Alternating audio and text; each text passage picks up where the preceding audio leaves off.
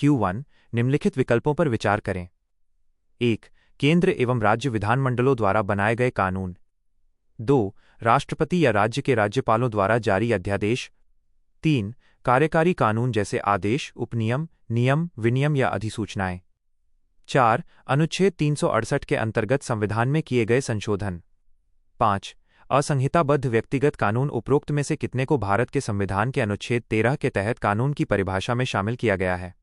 ए whole केवल 2, B whole केवल 3, सी whole केवल 4, डी होल सभी 5।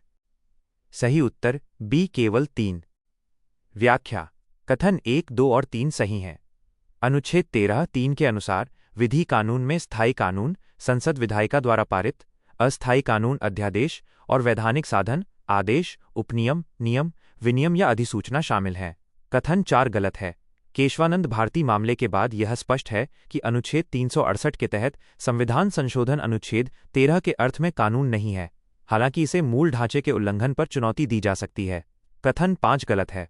असंहिताबद्ध व्यक्तिगत कानून जैसे हिंदू मुस्लिम पर्सनल लॉ को आमतौर पर अनुच्छेद 13 के तहत कानून की परिभाषा के दायरे से बाहर रखा गया है। Q2 निम्नलिखित स्थितियों पर विचार करें। 1. जब राज्य विधानसभा के आम चुनावों के बाद किसी भी एक पार्टी को बहुमत प्राप्त नहीं होता है। 2. जब राज्य सरकार द्वारा केंद्र सरकार के संवैधानिक निर्देश की अवहेलना की जाती है। 3. जहां विधानसभा में बहुमत प्राप्त सत्तारूढ़ पार्टी को लोकसभा के आम चुनावों में भारी पराजय का सामना करना पड़ा हो। 4. जब राज्य मशीनरी पर भ्रष्टाचार के गंभीर आरोप लगाए जाते हैं। उपर्युक्त में से कितनी स्थितियों में किसी राज्य में अनुच्छेद 356 के अंतर्गत राष्ट्रपति शासन लगाया जा सकता है? ए होल केवल 1, बी होल केवल 2, सी होल केवल 3, डी होल सभी 4। सही उत्तर बी केवल 2। व्याख्या। स्थिति 1 और 2 सही है। त्रिशंकु विधानसभा, हंग असेंबली और केंद्र के संवैधानिक निर्देशों अनुच्छेद 365 की अवहेलना राष्ट्रपति शासन के वैध आधार हैं। स्थिति 3 गलत है। SR बोमई मामले में सर्वोच्च न्यायालय ने स्पष्ट किया कि केवल लोकसभा चुनाव में हार के आधार पर राज्य सरकार को बर्खास्त नहीं किया जा सकता। स्थिति 4 गलत है। भ्रष्टाचार या कुशासन के आरोपों पर राष्ट्रपति शासन लगाना अनुचित माना जाता है जब तक कि संवैधानिक तंत्र पूरी तरह ठप न हो जाए। Q3 भारत के सर्वोच्च न्यायालय के एक न्यायाधीश को हटाने के संदर्भ में निम्नलिखित कथनों पर विचार करें। 1. भारतीय संविधान का अनुच्छेद 125 सर्वोच्च न्यायालय के न्यायाधीशों को हटाने की विस्तृत प्रक्रिया प्रदान करता है। 2. सर्वोच्च न्यायालय के किसी न्यायाधीश को केवल सिद्ध दुर्व्यवहार या अक्षमता के आधार पर ही हटाया जा सकता है। 3. सर्वोच्च न्यायालय के न्यायाधीश को हटाने का प्रस्ताव संसद के दोनों सदनों में प्रभावी बहुमत से पारित होना चाहिए। उपर्युक्त में से कितने कथन सत्य हैं? ए होल केवल 1, बी होल केवल 2, सी होल तीनों, डी होल कोई नहीं। सही उत्तर ए केवल 1। व्याख्या। कथन 2 सही है। संविधान के अनुच्छेद 124(4) के तहत न्यायाधीश को केवल सिद्ध कदाचार या अक्षमता के आधार पर हटाया जा सकता है। कथन 1 गलत है। हटाने की प्रक्रिया का उल्लेख अनुच्छेद 124(4) और न्यायाधीश जांच अधिनियम 1968 में है, न कि अनुच्छेद 125 में जो वेतन से संबंधित है। कथन 3 गलत है। इसे संसद के प्रत्येक सदन द्वारा विशेष बहुमत, सदन की कुल सदस्यता का बहुमत जोड़ उपस्थित और मतदान करने वाले सदस्यों का 2/3 से पारित होना चाहिए, प्रभावी बहुमत से नहीं। Q4 निम्नलिखित जानकारी पर विचार करें। आपातकाल का प्रकार, घोषणा के अनुमोदन के लिए बहुमत की आवश्यकता, मौलिक अधिकारों पर प्रभाव। 1. राष्ट्रीय आपातकाल अनुच्छेद 352, संसद के दोनों सदनों में पूर्ण बहुमत, सभी मौलिक अधिकार निलंबित हो जाते हैं। 2. राष्ट्रपति शासन अनुच्छेद 356, उस सदन के उपस्थित एवं मतदान करने वाले सदस्यों का बहुमत अनुच्छेद 19 के तहत प्रदत्त मौलिक अधिकार निलंबित कर दिए जाते हैं।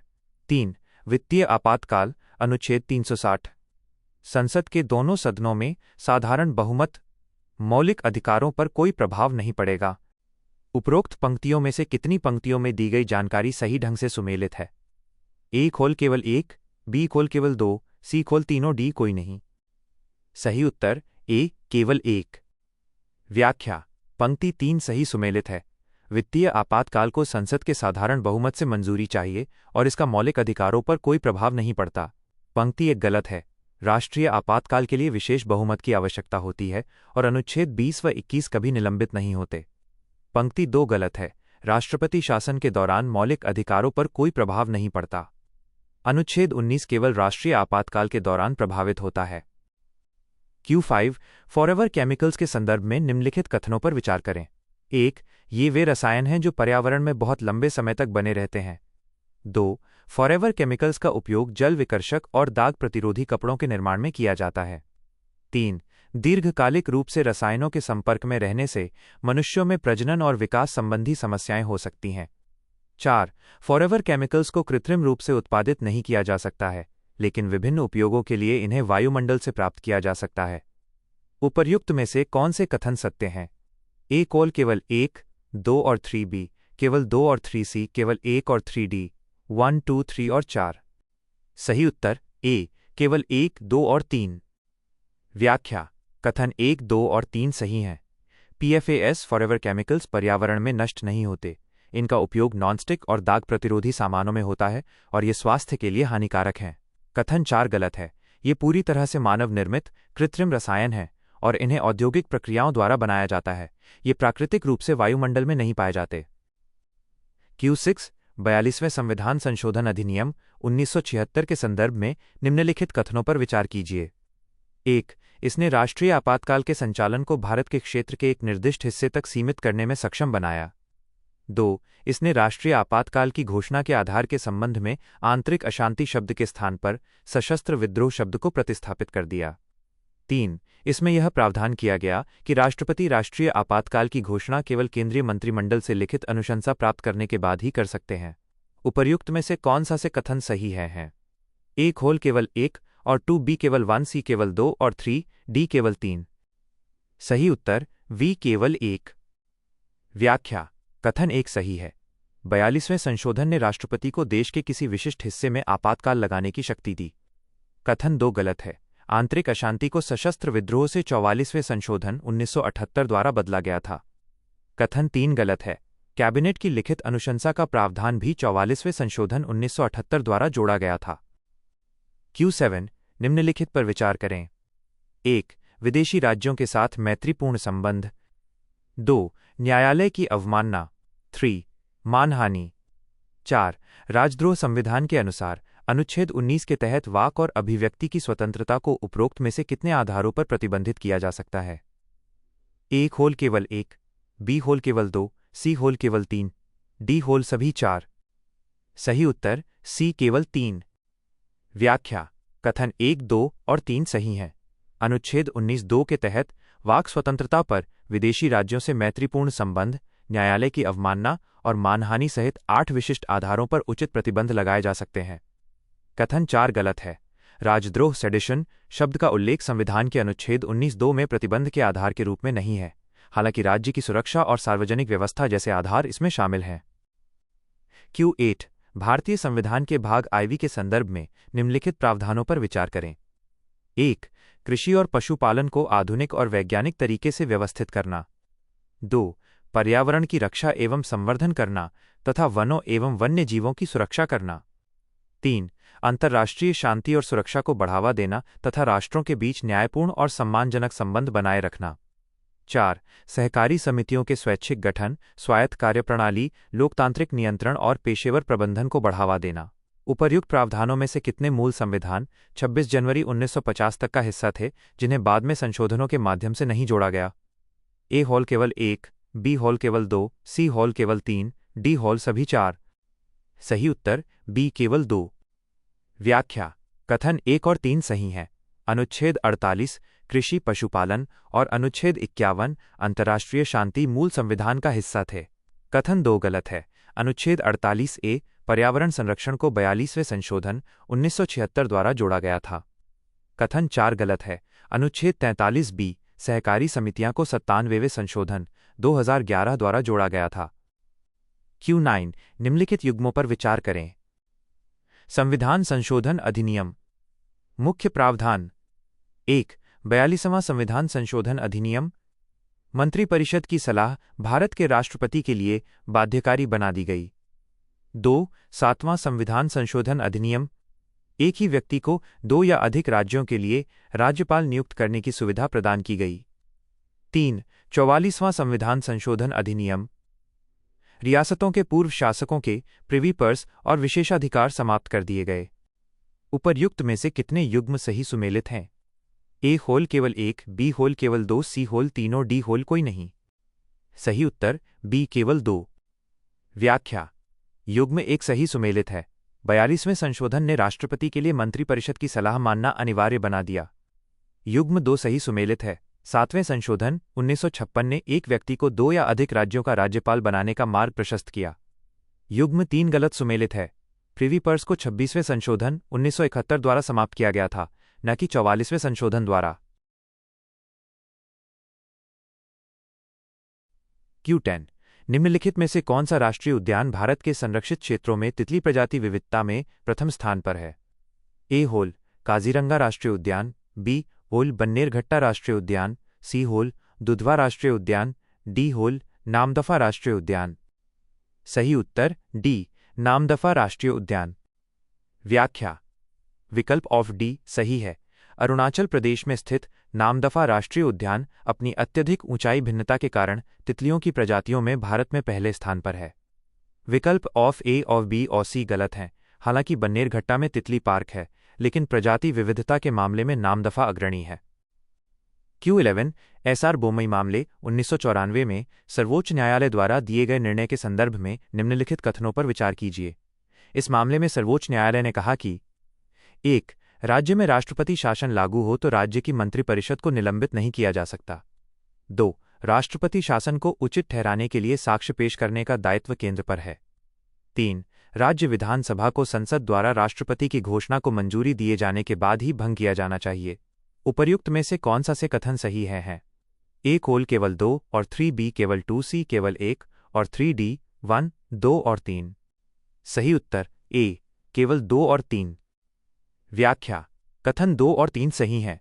कोर्ट ने स्पष्ट किया कि केंद्र को साक्ष्य देने होंगे और संसद की मंजूरी के बिना विधानसभा भंग नहीं की जा सकती, केवल निलंबित रखी जा सकती है। कथन 1 गलत है। राष्ट्रपति शासन लागू होने पर मंत्रिपरिषद को भंग या निलंबित किया जा सकता है। Q12 निम्नलिखित विकल्पों पर विचार करें। 1. अर्ध न्यायिक निकाय, 2. विधायी निकाय, 3. निजी व्यक्ति। उपरोक्त श्रेणियों के कितने निकायों व्यक्तियों के विरुद्ध उत्प्रेषण रिट जारी किया जा सकता है? ए होल केवल 1, बी होल केवल 2, सी होल तीनों, डी होल कोई नहीं। सही उत्तर ए केवल 1। व्याख्या। विकल्प 1 सही है। उत्प्रेषण सर्च्योरारी रिट न्यायिक और अर्ध न्यायिक निकायों के विरुद्ध जारी की जा सकती है। 1991 के बाद से यह प्रशासनिक अधिकारियों के विरुद्ध भी उपलब्ध है। विकल्प 2 और 3 गलत हैं। यह रिट विधायी निकायों और निजी व्यक्तियों या इकाइयों के विरुद्ध जारी नहीं की जा सकती। Q13 सर्वोच्च न्यायालय में विशेष अनुमति द्वारा अपील के संदर्भ में निम्नलिखित कथनों पर विचार करें। 1. ये सैन्य अदालतों सहित किसी भी अदालत के फैसले के खिलाफ दिया जा सकता है। 2. ये भारत के सर्वोच्च न्यायालय की विवेकाधीन शक्ति है और इसे अधिकार के रूप में नहीं मांगा जा सकता। 3. इसे सिविल या आपराधिक दोनों मामलों में दायर किया जा सकता है। उपर्युक्त में से कौन सा से कथन सही है? ए खोल केवल 1, बी खोल केवल 2 और 3, सी केवल 1 और 2, डी खोल केवल 2। सही उत्तर बी केवल 2 और 3। व्याख्या। कथन 2 और 3 सही है। अनुच्छेद 136 के तहत एसएलपी एक विवेकाधीन शक्ति है और ये किसी भी मामले सिविल, क्रिमिनल, टैक्स आदि में दी जा सकती है। कथन 1 गलत है। विशेष अनुमति याचिका एसएलपी सैन्य अदालतों या कोर्ट मार्शल के निर्णयों पर लागू नहीं होती है। Q14 मौलिक अधिकारों और राज्य के नीति निर्देशक सिद्धांतों डीपीएसपी के संदर्भ में निम्नलिखित कथनों पर विचार करें।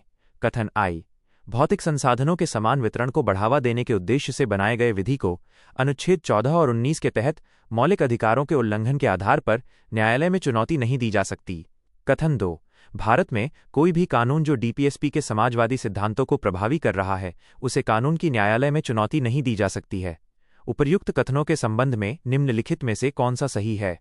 ए कथन आई और कथन 2 दोनों सही हैं तथा कथन 2 कथन आई का सही व्याख्या है। बी होल कथन आई और कथन 2 दोनों सही हैं तथा कथन 2 कथन आई का सही व्याख्या नहीं है। सी कथन आई सही है लेकिन कथन 2 गलत है। डी होल कथन आई गलत है लेकिन कथन 2 सही है। सही उत्तर सी कथन आई सही है लेकिन कथन 2 गलत है। व्याख्या। कथन आई सही है। अनुच्छेद 31C के अनुसार अनुच्छेद 39 बी और सी को लागू करने वाले कानूनों को अनुच्छेद 14 और 19 के उल्लंघन पर चुनौती नहीं दी जा सकती। कथन 2 गलत है। सभी समाजवादी सिद्धांतों डीपीएसपी को मौलिक अधिकारों पर प्राथमिकता प्राप्त नहीं है, केवल 39 बी और 39 सी को ही ये सुरक्षा प्राप्त है। Q15 प्रधानमंत्री सूर्योदय योजना के संदर्भ में निम्नलिखित कथनों पर विचार करें। 1. इसका लक्ष्य 1 करोड़ घरों की छत पर सौर पैनल लगाना है। 2. भारतीय सौर ऊर्जा निगम इस योजना के लिए नोडल एजेंसी है। उपर्युक्त में से कौन सा से कथन सही है? ए होल केवल 1, बी होल केवल 2, सी होल 1 और 2, दोनों डी होल न तो 1 और न ही 2। सही उत्तर ए केवल 1। व्याख्या कथन 1 सही है। इस योजना का मुख्य उद्देश्य 1 करोड़ निम्न और मध्यम आय वाले घरों की छतों पर सोलर पैनल स्थापित करना है। कथन 2 गलत है। इसकी नोडल एजेंसियां मुख्य रूप से सार्वजनिक क्षेत्र के उपक्रम जैसे आरईसी लिमिटेड और बिजली वितरण कंपनियां DISCOMS हैं। Q16 निम्नलिखित मौलिक अधिकारों पर विचार करें। 1. अपराधों के लिए दोष सिद्धि के संबंध में संरक्षण का अधिकार। 2. संघ, यूनियन या सहकारी समितियां बनाने का अधिकार। 3. समानता का अधिकार।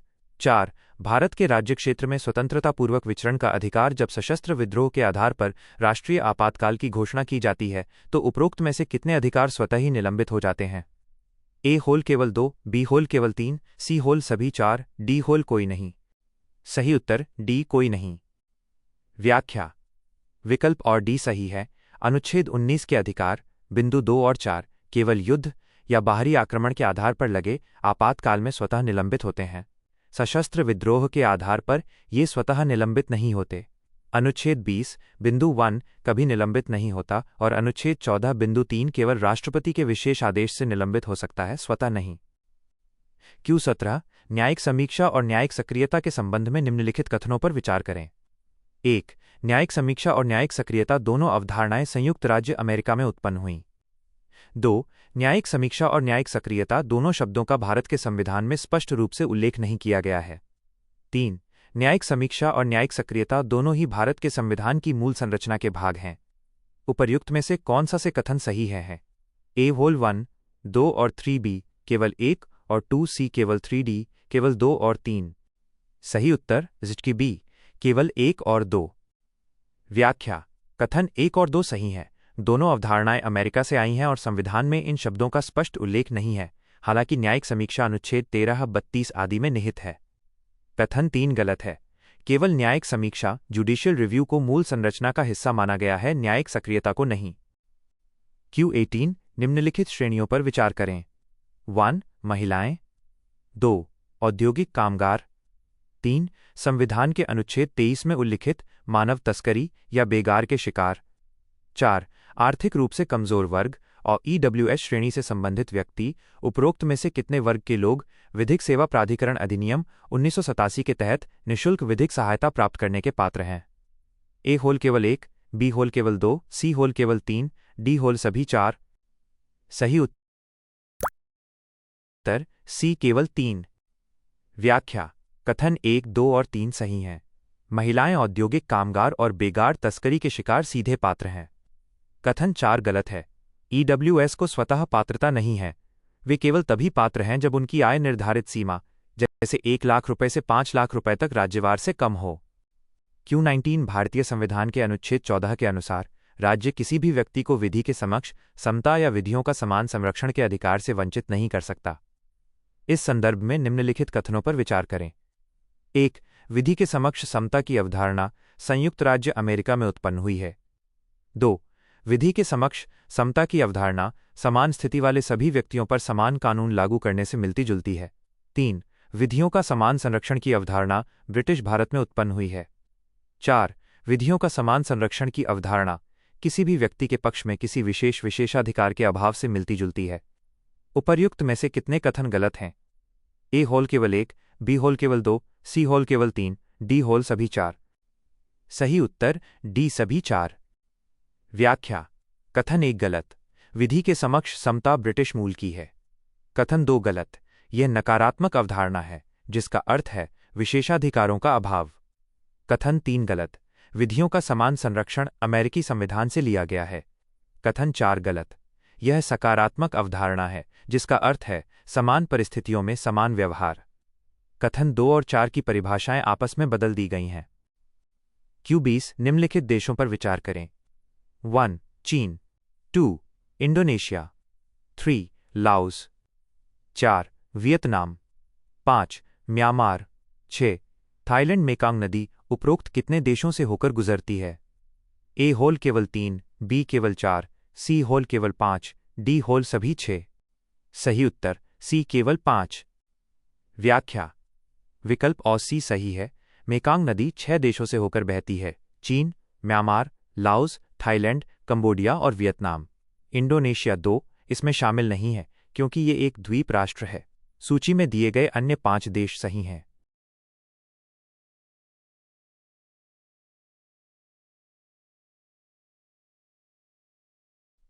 Q21 भारत में संविधान संशोधन की प्रक्रिया के बारे में निम्नलिखित कथनों पर विचार करें। 1.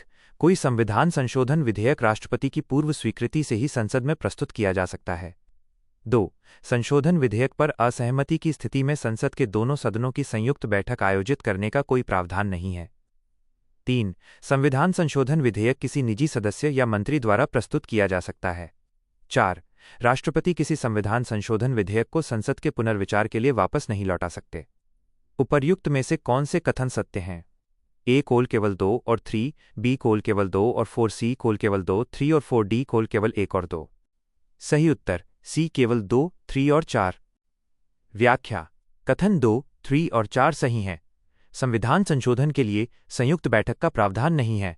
इसे मंत्री या निजी सदस्य दोनों ला सकते हैं और 24वें संशोधन 1971 के बाद राष्ट्रपति के लिए इस पर सहमति देना अनिवार्य है। कथन 1 गलत है।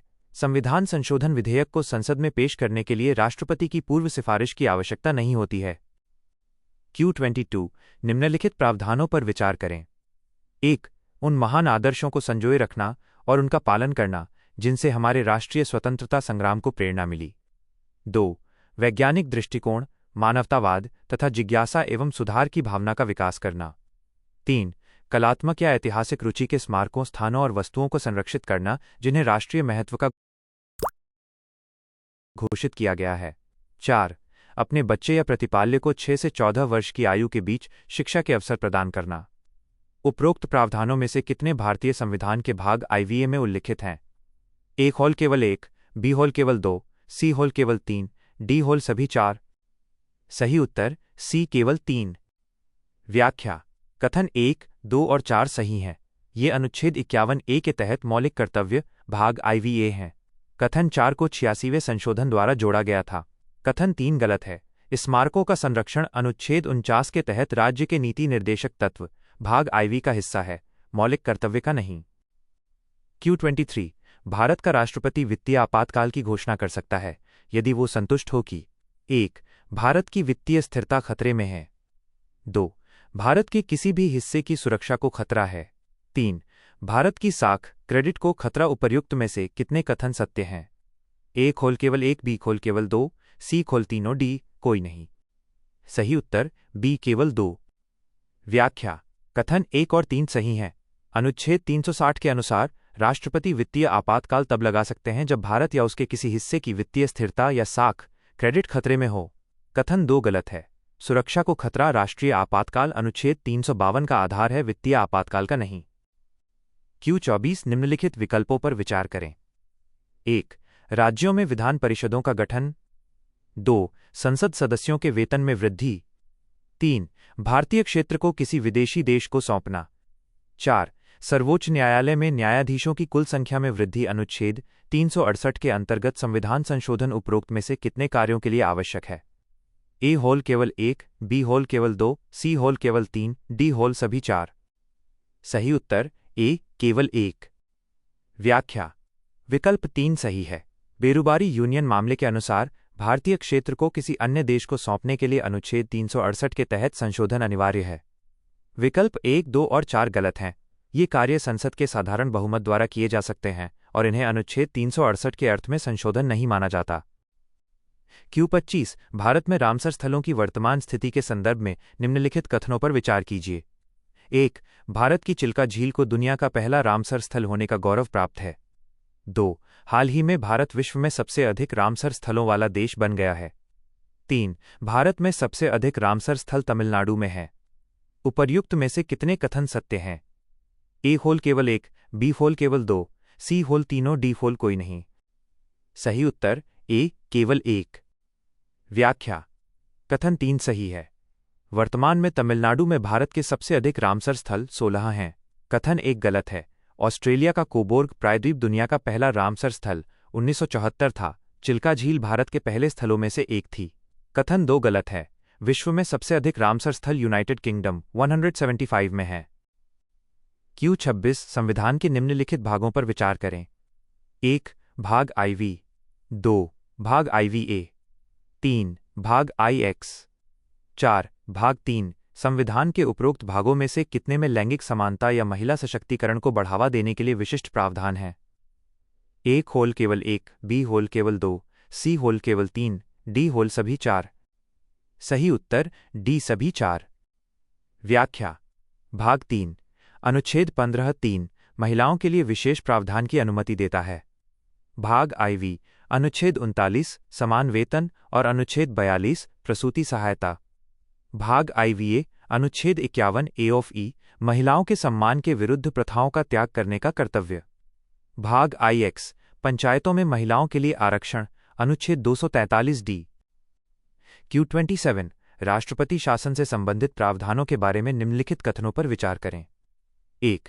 इसे राष्ट्रपति द्वारा केंद्रीय मंत्रिमंडल से लिखित अनुरोध प्राप्त होने के बाद ही लगाया जा सकता है। 2. इसे प्रत्येक 6 माह में संसद की मंजूरी से अधिकतम 3 वर्ष की अवधि के लिए बढ़ाया जा सकता है। 3.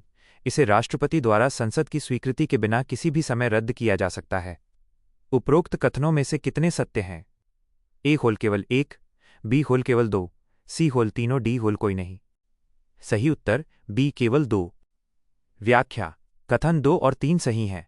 राष्ट्रपति शासन को 6-6 माह करके अधिकतम 3 साल तक बढ़ाया जा सकता है और राष्ट्रपति इसे कभी भी वापस ले सकते हैं। कथन 1 गलत है। लिखित अनुरोध की अनिवार्यता केवल राष्ट्रीय आपातकाल अनुच्छेद 352 के लिए है। राष्ट्रपति शासन 356 के लिए राज्यपाल की रिपोर्ट या अन्य सूचना ही काफी है। Q28 भारत ने एकीकृत न्यायपालिका की प्रणाली को अपनाया, इसका क्या तात्पर्य है? 1. भारत में न्यायालयों का एकीकृत पदानुक्रम है जिसमें सर्वोच्च न्यायालय सबसे ऊपर है। 2. भारत के सर्वोच्च न्यायालय के साथ साथ उच्च न्यायालयों के न्यायाधीशों की नियुक्ति भारत के राष्ट्रपति द्वारा की जाती है। नीचे दिए गए कोड से उत्तर का चयन करें। ए होल केवल 1, बी होल केवल 2, सी होल 1 और 2, दोनों, डी होल ना तो 1 और ना ही 2। सही उत्तर ए केवल 1। व्याख्या: कथन 1 सही है। एकीकृत न्यायपालिका का अर्थ है कि एक ही न्यायालय श्रृंखला केंद्रीय और राज्य दोनों कानूनों को लागू करती है, जिसमें सुप्रीम कोर्ट शीर्ष पर है। कथन 2 गलत है। हालांकि राष्ट्रपति दोनों की नियुक्ति करते हैं, लेकिन ये एकीकृत स्वरूप की परिभाषा नहीं है, बल्कि ये न्यायपालिका की स्वतंत्रता और संरचना का प्रशासनिक हिस्सा है। Q29 भारतीय संविधान अपराधों के लिए दोष सिद्धि के संबंध में संरक्षण प्रदान करता है। इस संदर्भ में निम्नलिखित कथनों पर विचार करें। 1. दोहरे दंड डबल जेपडी के विरुद्ध संरक्षण प्रशासनिक अधिकारियों के समक्ष कार्यवाही में उपलब्ध नहीं है। 2. आत्म अभिशंसन सेल्फ इंक्रिमिनेशन के विरुद्ध संरक्षण केवल आपराधिक मामलों में उपलब्ध है। 3. कार्योत्तर प्रभाव वाले कानून EX पोस्ट फैक्टो लॉ के विरुद्ध संरक्षण कर कानूनों के मामले में लागू नहीं होता। उपर्युक्त में से कौन से कथन सत्य हैं? ए होल केवल 1 और 2, बी केवल 2 और 3, सी केवल 1 और 3, डी 1, 2 और 3। सही उत्तर डी 1, 2 और 3। व्याख्या: सभी कथन सही हैं। दोहरा दंड केवल न्यायिक अदालतों पर लागू होता है। आत्म अभिशंसन का संरक्षण सिविल मामलों में नहीं है और कार्योत्तर कानून का प्रतिबंध केवल आपराधिक कानूनों पर है। कर टैक्स कानूनों को पिछली तारीख से लागू किया जा सकता है। Q30 हाल ही में मिस्र, इथियोपिया, ईरान, सऊदी अरब और संयुक्त अरब अमीरात निम्नलिखित में से किस संदर्भ में समाचारों में आए हैं? ए. परमाणु मुक्त क्षेत्र स्थापित करने के लिए एक ऐतिहासिक समझौते को औपचारिक रूप देना। बी. होल 2030 तक चंद्रमा पर मानवयुक्त मिशन को प्राप्त करने के लिए साझेदारी करना।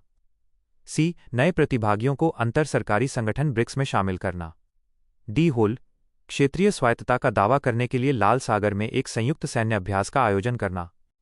सही उत्तर सी. नए प्रतिभागियों को अंतर सरकारी संगठन ब्रिक्स में शामिल करना। व्याख्या: विकल्प ऑन सी सही है। 1 जनवरी 2024 से ब्रिक्स में 5 नए सदस्य मिस्र, इथियोपिया, ईरान, सऊदी अरब और यूएई आधिकारिक तौर पर शामिल हुए हैं। Q31 भारत के सर्वोच्च न्यायालय के संदर्भ में निम्नलिखित कथनों पर विचार करें। 1. संविधान में न्यायाधीशों के लिए कोई न्यूनतम आयु निर्धारित नहीं की गई है। 2. संविधान ने सर्वोच्च न्यायालय के न्यायाधीश का कार्यकाल निश्चित नहीं किया है। 3. सर्वोच्च न्यायालय के न्यायाधीश को उनकी सेवानिवृत्ति के बाद भारत के किसी भी अदालत में वकालत करने की अनुमति नहीं है। उपरोक्त कथनों में से कौन से सत्य हैं? A खोल केवल 1, B खोल केवल 2, C खोल तीनों, D कोई नहीं। सही उत्तर C तीनों। व्याख्या: सभी कथन सही हैं।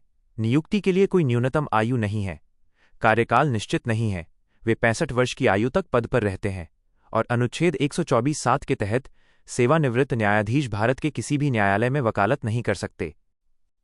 Q32 निम्नलिखित में से कौन सा कथन एमिकस क्यूरी शब्द का सबसे अच्छा वर्णन करता है? A होल एक तीसरा पक्ष जो औपचारिक न्यायिक प्रणाली के बाहर विवाद के पक्षों के बीच समझौते में मध्यस्थता करता है। B होल वह व्यक्ति जो कानून या तथ्य के प्रश्नों के संबंध में जानकारी या सलाह देकर न्यायालय की सहायता करता है। C होल किसी मामले में वो कानूनी पक्ष जो न्यायालय में अपना मामला स्वयं लड़ता है। D होल ऐसा विधिक पेशेवर जो गरीबों को स्वेच्छा से निःशुल्क विधिक सहायता प्रदान करता है। सही उत्तर B वह व्यक्ति जो कानून या तथ्य के प्रश्नों के संबंध में जानकारी या सलाह देकर न्यायालय की सहायता करता है। व्याख्या: विकल्प और B सही है। एमिकस क्यूरी, एमिकस क्यूरिया का अर्थ है न्यायालय का मित्र। यह वो व्यक्ति या वकील होता है जो मामले का पक्षकार नहीं होता, लेकिन कोर्ट की मदद के लिए स्वेच्छा से या बुलावे पर अपनी राय देता है। Q33 निम्नलिखित कथनों पर विचार करें। 1. संविधान सर्वोच्च न्यायालय और उच्च न्यायालय दोनों को अभिलेख न्यायालय घोषित करता है। 2. सर्वोच्च न्यायालय के अभिलेखों को साक्ष्य के रूप में मूल्यवान माना जा सकता है तथा किसी भी न्यायालय में प्रस्तुत किए जाने पर उन पर प्रश्न नहीं उठाया जा सकता। उपर्युक्त में से कौन सा से कथन सही है? A होल केवल 1, B होल केवल 2, C होल 1 और 2, दोनों D होल ना, तो 1 और ना ही 2। सही उत्तर B केवल 2। व्याख्या: कथन 2 सही है। अभिलेख न्यायालय कोर्ट ऑफ रिकॉर्ड के फैसलों का साक्ष्य के रूप में महत्व होता है और उन्हें अधीनस्थ न्यायालयों में चुनौती नहीं दी जा सकती। कथन 1 गलत है। संविधान का अनुच्छेद 129 सर्वोच्च न्यायालय को और अनुच्छेद 215 उच्च न्यायालय को अभिलेख न्यायालय घोषित करता है, लेकिन प्रश्न में संविधान शब्द के साथ दोनों को एक ही संदर्भ में जोड़ने पर बारीकी से देखें तो सर्वोच्च न्यायालय स्वयं ही अपने संदर्भ में यह शक्ति रखता है। नोट: कई संदर्भों में दोनों सही माने जाते हैं, लेकिन स्रोत के अनुसार केवल न्यायिक साक्ष्य की विशिष्टता कथन 2 को अधिक सटीक बनाती है। Q34 भारत के संविधान में उच्च न्यायालय के न्यायाधीशों से संबंधित प्रावधानों के संदर्भ में निम्नलिखित कथनों पर विचार करें। 1. किसी न्यायाधीश को एक उच्च न्यायालय से दूसरे उच्च न्यायालय में स्थानांतरित करने से पहले संबंधित न्यायाधीश की पूर्व स्वीकृति आवश्यक है। 2. उच्च न्यायालय का न्यायाधीश संबंधित राज्य के राज्यपाल को पत्र लिखकर अपने पद से इस्तीफा दे सकता है। 3. उच्च न्यायालय के न्यायाधीशों के वेतन और भत्ते भारत की संचित निधि पर भारित होते हैं। 4. उच्च न्यायालय में न्यायाधीशों की कुल संख्या समय समय पर संसद द्वारा तय की जाती है। उपर्युक्त में से कौन से कथन गलत हैं? A होल केवल 1 और 2, B केवल 1, 2 और 3, C केवल 3 और 4, D 1, 2, 3 और 4। सही उत्तर D 1, 2, 3 और 4। व्याख्या: कथन 1 गलत है। स्थानांतरण के लिए न्यायाधीश की सहमति आवश्यक नहीं है। यह राष्ट्रपति द्वारा CJI के परामर्श से किया जाता है। कथन 2 गलत है। उच्च न्यायालय का न्यायाधीश अपना इस्तीफा राष्ट्रपति को सौंपता है, राज्यपाल को नहीं। कथन 3 गलत है। वेतन और भत्ते राज्य की संचित निधि पर भारित होते हैं, हालांकि पेंशन भारत की संचित निधि से दी जाती है। कथन 4 गलत है। उच्च न्यायालय के न्यायाधीशों की संख्या राष्ट्रपति द्वारा समय समय पर तय की जाती है, संसद द्वारा नहीं।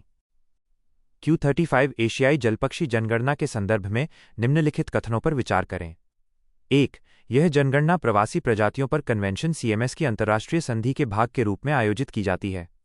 2. भारत में जनगणना का समन्वय भारतीय प्राणी सर्वेक्षण ZSI द्वारा किया गया था। 3. किसी देश में आर्द्र भूमियों की स्थिति जानने के लिए जनगणना एक महत्वपूर्ण स्रोत के रूप में कार्य करती है। उपर्युक्त में से कितने कथन सत्य हैं? A खोल केवल 1, B खोल केवल 2, सी खोल तीनों, डी खोल कोई नहीं। सही उत्तर ए केवल एक। व्याख्या। कथन 3 सही है। यह जनगणना आर्द्रभूमियों के स्वास्थ्य और जलपक्षियों के संरक्षण की स्थिति जानने का एक प्रमुख आधार है। कथन 1 गलत है। यह इंटरनेशनल वर्ब पे ऑ की मात्रा टू र फाउल सेंसेस IWC का हिस्सा है और वेटलैंड्स इंटरनेशनल द्वारा समन्वित होता है। कथन 2 गलत है। भारत में इसका समन्वय मुख्य रूप से Bombay natural history society BNHS और वेटलैंड्स इंटरनेशनल द्वारा किया जाता है। Q36 अनुच्छेद 368 के प्रावधानों को संशोधित करने के लिए निम्नलिखित में से कौन सी प्रक्रिया का पालन किया जाना आवश्यक है? ए होल साधारण बहुमत से, बी होल संसद के प्रत्येक सदन की कुल सदस्यता के बहुमत से तथा सदन में उपस्थित एवं मतदान करने वाले सदस्यों के 2/3 बहुमत से, सी होल संसद के प्रत्येक सदन की कुल सदस्यता के बहुमत से तथा सदन में उपस्थित और मतदान करने वाले सदस्यों के 2/3 बहुमत से तथा कम से कम आधे राज्य विधानमंडलों की सहमति से। डी अनुच्छेद 368 में संशोधन नहीं किया जा सकता क्योंकि ये भारत के संविधान के मूल ढांचे का हिस्सा है। सही उत्तर सी संसद के प्रत्येक सदन की कुल सदस्यता के बहुमत से तथा सदन में उपस्थित और मतदान करने वाले सदस्यों के 2/3 बहुमत से तथा कम से कम आधे राज्य विधानमंडलों की सहमति से। व्याख्या। विकल्प ऑन सी सही है। अनुच्छेद 368 स्वयं उन प्रावधानों में शामिल है जिन्हें संशोधित करने के लिए विशेष बहुमत के साथ साथ आधे राज्यों के अनुसमर्थन की आवश्यकता होती है। विकल्प और ऑफ बी गलत हैं। ये प्रक्रियाएं अनुच्छेद 368 की अपनी संशोधन प्रक्रिया के लिए पर्याप्त नहीं हैं। Q37 निम्नलिखित कथनों पर विचार करें। कथन -I भारतीय संविधान के अनुसार केवल संसद ही निवारक निरोध पर कानून बना सकती है। कथन -2 संविधान का अनुच्छेद 35 संसद को संविधान के भाग 3 के तहत कुछ प्रावधानों से संबंधित कानून बनाने की विशेष शक्ति देता है। उपर्युक्त कथनों के संबंध में निम्नलिखित में से कौन सा सही है? ए कथन I और कथन 2 दोनों सही हैं और कथन 2 कथन I का सही स्पष्टीकरण है। बी होल कथन I और कथन 2 दोनों सही हैं तथा कथन 2 कथन I का सही स्पष्टीकरण नहीं है। सी होल कथन I सही है लेकिन कथन 2 गलत है। डी कथन I गलत है लेकिन कथन 2 सही है। सही उत्तर डी कथन I गलत है लेकिन कथन 2 सही है। व्याख्या। कथन I गलत है। निवारक निरोध प्रिवेंटिव डिटेंशन समवर्ती सूची का विषय है। रक्षा, विदेश मामले और सुरक्षा के लिए संसद कानून बना सकती है, जबकि सार्वजनिक व्यवस्था बनाए रखने के लिए संसद और राज्य दोनों कानून बना सकते हैं। कथन 2 सही है। अनुच्छेद 35 संसद को यह विशेष शक्ति देता है कि वह मौलिक अधिकारों को प्रभावी बनाने के लिए कानून बनाए, जैसे अनुच्छेद 17, 23 आदि के लिए दंड निर्धारित करना। Q38 एमिनेंट डोमेन का सिद्धांत मुख्य रूप से निम्नलिखित से संबंधित है। ए स्वामी की सहमति के बिना सार्वजनिक प्रयोजनों के लिए निजी संपत्ति अर्जित करने की राज्य की शक्ति। बी संसद और राज्य विधानसभाओं द्वारा बनाए गए कानूनों के अनुप्रयोग के लिए क्षेत्रीय सीमाएं। सी होल कानून की समग्र व्याख्या करके कानून के विभिन्न प्रावधानों के बीच टकराव को टालना। डी कानूनों के कार्यान्वयन में संघ और राज्यों के बीच कार्यकारी संबंध। सही उत्तर ए स्वामी की सहमति के बिना सार्वजनिक प्रयोजनों के लिए निजी संपत्ति अर्जित करने की राज्य की शक्ति। व्याख्या। विकल्प ऑफ ए सही है। एमिनेंट डोमेन वह संप्रभु शक्ति है जिसके तहत राज्य किसी भी निजी संपत्ति को सार्वजनिक लाभ के लिए उचित मुआवजा देकर अधिग्रहित कर सकता है। विकल्प ऑफ बी सी ऑफ डी गलत हैं। ये अन्य कानूनी सिद्धांतों जैसे क्षेत्रीय संबंध या सामंजस्यपूर्ण व्याख्या से संबंधित हैं। Q39 भारत में जिला न्यायाधीश के रूप में नियुक्त होने की योग्यता के संदर्भ में निम्नलिखित कथनों पर विचार करें।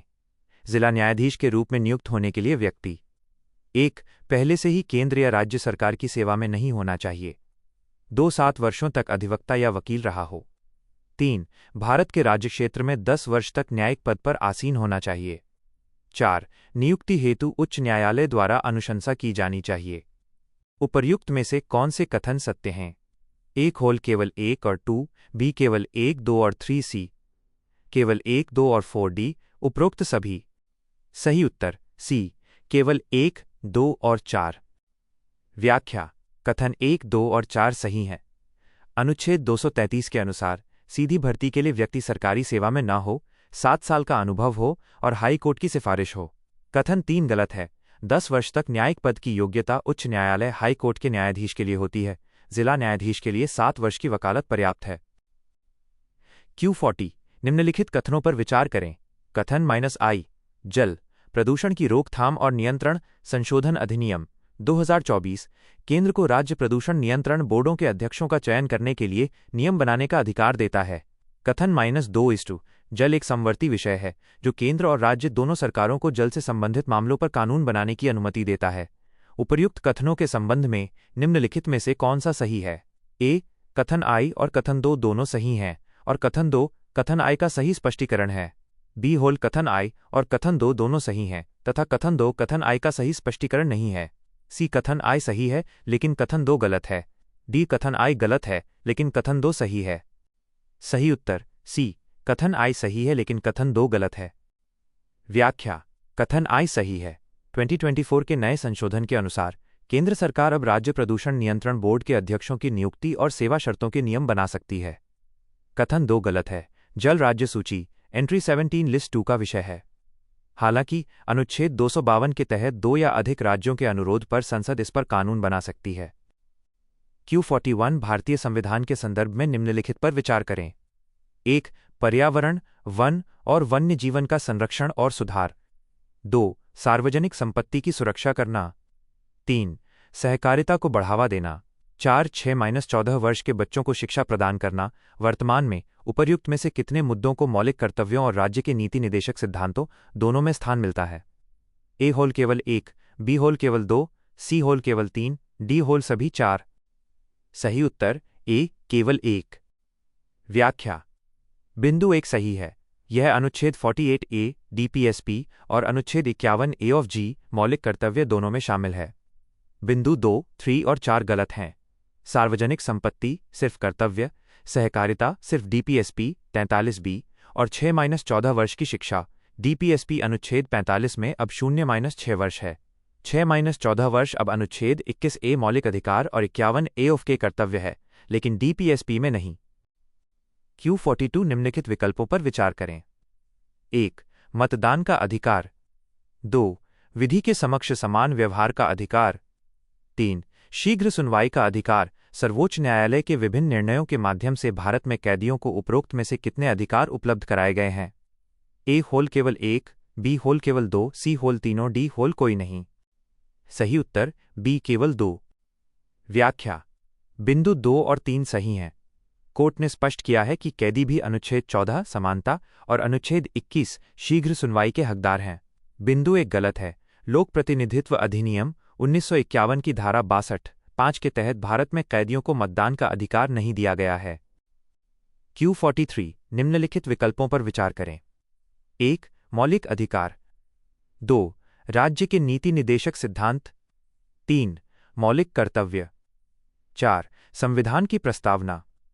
86वें संविधान संशोधन अधिनियम 2002 ने भारत के संविधान के उपरोक्त प्रावधानों में से कितने में परिवर्तन किए? ए खोल केवल 1, बी खोल केवल 2, सी खोल केवल 3, डी खोल सभी 4। सही उत्तर सी केवल 3। व्याख्या: परिवर्तन 1. अनुच्छेद 21A मौलिक अधिकार जोड़ा गया। परिवर्तन 2. अनुच्छेद 45 DPSP की विषय वस्तु बदली गई। परिवर्तन 3. अनुच्छेद 51A में 11वां मौलिक कर्तव्य ओके जोड़ा गया। प्रस्तावना में कोई बदलाव नहीं किया गया। Q44 भारतीय संविधान की 9वीं अनुसूची के संदर्भ में निम्नलिखित कथनों पर विचार कीजिए। 1. अनुसूची को प्रथम संविधान संशोधन अधिनियम द्वारा संविधान में जोड़ा गया था। 2. केवल संसद द्वारा बनाए गए कानूनों को ही इस अनुसूची में रखा जा सकता है। 3. सर्वोच्च न्यायालय 1973 के बाद इस अनुसूची में रखे गए कानूनों को रद्द कर सकता है यदि वे अनुच्छेद 14 और 19 के तहत प्रदत्त मौलिक अधिकारों का उल्लंघन करते हैं। उपर्युक्त में से कौन सा से कथन सही है?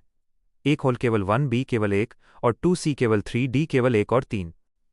सही उत्तर डी केवल 1 और 3। व्याख्या: कथन 1 सही है। इसे 1951 के पहले संशोधन द्वारा जोड़ा गया था। कथन 3 सही है। IR कोयलो मामले 2007 में कोर्ट ने कहा कि 24 अप्रैल 1973 के बाद शामिल कानून न्यायिक समीक्षा के अधीन हैं। कथन 2 गलत है। राज्य विधानसभाओं द्वारा बनाए गए कानूनों जैसे भूमि सुधार को भी इस अनुसूची में रखा जा सकता है।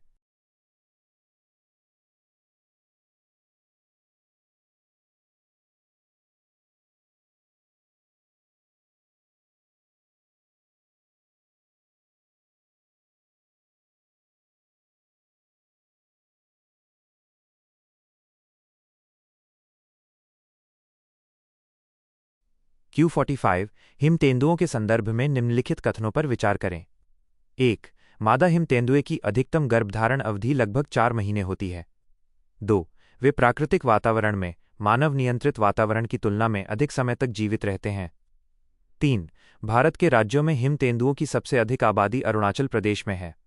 4. 18-22 महीने की उम्र में हिम तेंदुओं के बच्चे अपनी माताओं से स्वतंत्र हो जाते हैं। उपर्युक्त में से कितने कथन सत्य हैं? A होल केवल 1, B होल केवल 2, C होल केवल 3, D होल सभी 4। सही उत्तर B केवल 2। व्याख्या: कथन 1 और 4 सही हैं। मादा हिम तेंदुए का गर्भकाल लगभग 90-110 दिन 3-4 महीने होता है और शावक 18-22 महीने की उम्र में स्वतंत्र हो जाते हैं। कथन 2 गलत है। हिम तेंदुए और अधिकांश जंगली जानवर मानव नियंत्रित वातावरण जैसे चिड़ियाघर में अधिक समय तक जीवित रहते हैं क्योंकि वहां उन्हें शिकारियों का डर नहीं होता और चिकित्सा सुविधा मिलती है। कथन 3 गलत है। भारत में हिम तेंदुओं की सबसे अधिक आबादी लद्दाख में है, न कि अरुणाचल प्रदेश में। Q46 भारत में पारिवारिक न्यायालयों के संदर्भ में निम्नलिखित कथनों पर विचार करें। 1. संविधान में पारिवारिक न्यायालयों से संबंधित कोई विशेष प्रावधान नहीं है। 2. राज्य सरकारों के लिए 10 लाख से अधिक आबादी वाले प्रत्येक शहर में एक पारिवारिक न्यायालय स्थापित करना अनिवार्य है। 3. पारिवारिक विवाद में प्रथम दृष्टया पारिवारिक न्यायालय के लिए पक्षकारों के बीच सुलह कराने का प्रयास करना अनिवार्य है। उपर्युक्त में से कौन से कथन सत्य हैं? A होल केवल 1 और 2, B केवल 2 और 3, C केवल 1 और 3, D 1, 2 और 3। सही उत्तर D 1, 2 और 3। व्याख्या: कथन 1 सही है। पारिवारिक न्यायालयों का गठन कुटुंब न्यायालय अधिनियम 1984 के तहत किया गया है। संविधान के मूल प्रावधानों में यह नहीं था। कथन 2 सही है। अधिनियम के अनुसार राज्य सरकार के लिए 10 लाख से अधिक आबादी वाले शहरों में इन्हें स्थापित करना अनिवार्य है। कथन 3 सही है। इन न्यायालयों का प्राथमिक उद्देश्य विवादों को सुलह और मध्यस्थता के माध्यम से हल करना है। Q47 लोक अदालतों की शक्तियों और कार्यप्रणाली के संबंध में निम्नलिखित कथनों पर विचार करें। 1. जो मामले मुकदमे पूर्व चरण में हैं, वे लोक अदालतों के अधिकार क्षेत्र से बाहर हैं। 2. यह केवल सिविल प्रकृति के मामलों पर ही विचार कर सकता है, आपराधिक मामलों पर नहीं। 3. जो अपराध किसी भी विधि के तहत क्षमनीय नहीं हैं, वे लोक अदालत के दायरे से बाहर हैं। 4. लोक अदालतों के आदेश अंतिम होते हैं तथा उन आदेशों के विरुद्ध कोई अपील नहीं की जा सकती। उपर्युक्त में से कितने कथन सत्य हैं? A होल केवल 1, B होल केवल 2, C होल केवल 3, D होल सभी 4। सही उत्तर B केवल 2। व्याख्या: कथन 3 और 4 सही हैं। लोक अदालतें गैर क्षमनीय नॉन कंपाउंडेबल अपराधों को नहीं सुलझा सकती। इनके फैसले अंतिम होते हैं और इनके खिलाफ किसी भी उच्च न्यायालय में अपील नहीं की जा सकती। कथन 1 गलत है। लोक अदालतें मुकदमे पूर्व प्री लिटिगेशन और लंबित पेंडिंग दोनों तरह के मामलों को ले सकती हैं। कथन 2 गलत है। ये सिविल के साथ साथ क्षमनीय कंपाउंडेबल आपराधिक मामलों पर भी विचार कर सकती हैं। Q48 निम्नलिखित विकल्पों पर विचार करें। 1. यदि भारत के मुख्य न्यायाधीश अनुपस्थिति के कारण अपने कार्यालय के कर्तव्यों का पालन करने में असमर्थ हों। 2. जब भारत के मुख्य न्यायाधीश को हटाने का प्रस्ताव संसद में लंबित हो। 3. यदि भारत के मुख्य न्यायाधीश की नियुक्ति को लेकर सरकार और कॉलेजियम के बीच गतिरोध 6 महीने से अधिक समय तक जारी रहता है। संविधान भारत के राष्ट्रपति को उपर्युक्त में से कितनी परिस्थितियों में भारत के कार्यवाहक मुख्य न्यायाधीश की नियुक्ति करने का अधिकार देता है? A होल केवल 1, B होल केवल 2, C होल तीनों, D होल कोई नहीं। सही उत्तर A केवल 1। व्याख्या: कथन 1 सही है। अनुच्छेद 126 के तहत जब CJI का पद रिक्त हो, वे अनुपस्थित हों या अपने कर्तव्यों का पालन करने में असमर्थ हों तो राष्ट्रपति कार्यवाहक CJI नियुक्त कर सकते हैं। कथन 2 और 3 गलत हैं। हटाने का प्रस्ताव लंबित होना या कॉलेजियम विवाद संविधान में कार्यवाहक CJI की नियुक्ति के आधार के रूप में वर्णित नहीं है। Q49 न्यायालय की अवमानना के संबंध में निम्नलिखित कथनों पर विचार करें। 1. संविधान में न्यायालय की अवमानना शब्द को परिभाषित नहीं किया गया है। 2. न्यायालय को दिए गए वचन का जानबूझकर उल्लंघन करना न्यायालय की सिविल अवमानना माना जाएगा। 3. यदि कोई व्यक्ति किसी न्यायालय की प्रतिष्ठा को ठेस पहुंचाता है या उसके प्राधिकार को कम करता है तो इसे दंडात्मक अवमानना, आपराधिक अवमानना माना जाएगा। उपर्युक्त में से कौन से कथन सही हैं? A केवल 1, B केवल 1 और 2, C 1, 2 और 3, D केवल 2। सही उत्तर C 1, 2 और 3। व्याख्या: कथन 1 सही है। संविधान अनुच्छेद 129 और 215 शक्ति देता है, लेकिन परिभाषा न्यायालय अवमानना अधिनियम 1971 में दी गई है। कथन 2 सही है, किसी निर्णय या वचन का उल्लंघन सिविल अवमानना है। कथन 3 सही है, कोर्ट की गरिमा गिराना या न्यायिक प्रक्रिया में बाधा डालना आपराधिक अवमानना है। Q50 CAR-T सेल थेरेपी के संदर्भ में निम्नलिखित कथनों पर विचार करें। 1. इसमें कैंसर कोशिकाओं को लक्षित करने और नष्ट करने के लिए रोगियों के शरीर में आनुवंशिक रूप से रूपांतरित टी कोशिकाओं को प्रवेश कराया जाता है। 2. वर्तमान में भारत में मनुष्यों पर इस चिकित्सा के चिकित्सीय प्रयोग की अनुमति नहीं है। 3. इस थेरेपी का सबसे आम दुष्प्रभाव एक ऑटोइम्यून विकार है जिसे साइटोकाइन रिलीज सिंड्रोम CRS कहा जाता है। उपर्युक्त में से कितने कथन सत्य हैं? A खोल केवल 1, B खोल केवल 2, C खोल तीनों, D कोई नहीं। सही उत्तर B केवल 2। व्याख्या: कथन 1 और 3 सही हैं, इसमें मरीज की टी कोशिकाओं को रीप्रोग्राम किया जाता है। CRS इसका एक ज्ञात गंभीर दुष्प्रभाव है। कथन 2 गलत है, भारत ने हाल ही में स्वदेशी CAR-T सेल थेरेपी नेक्सकार 19 को मंजूरी दी है और इसका मनुष्यों पर प्रयोग किया जा रहा है। Q51 निम्नलिखित विषयों पर विचार करें। 1. शिक्षा। 2. 1. 3. भार और माप। 4. श्रम विवाद।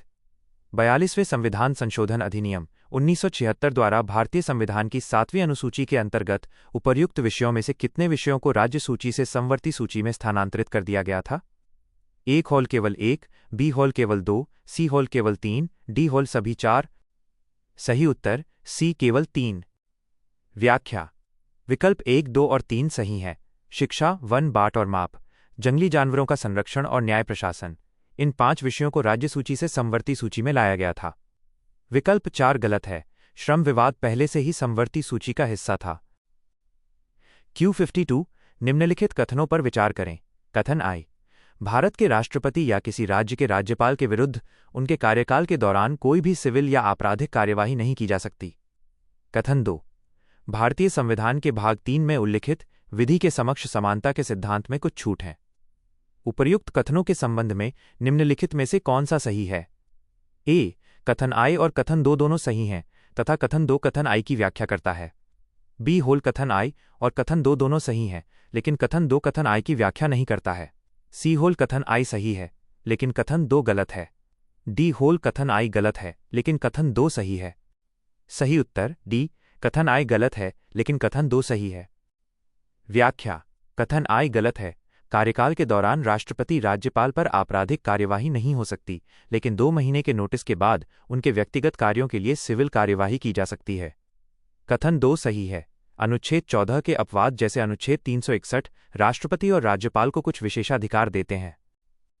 Q53 निम्नलिखित विधायी विषयों पर विचार करें। 1. मौलिक अधिकारों के अनुप्रयोग को सशस्त्र बलों और पुलिस बलों के सदस्यों तक सीमित करना। 2. अस्पृश्यता का अभ्यास करने पर दंड का निर्धारण। 3. मानव तस्करी से संबंधित गतिविधियों के लिए दंड का निर्धारण। उपर्युक्त में से कितने विषयों पर राज्य विधानमंडल और भारतीय संसद दोनों कानून बना सकते हैं?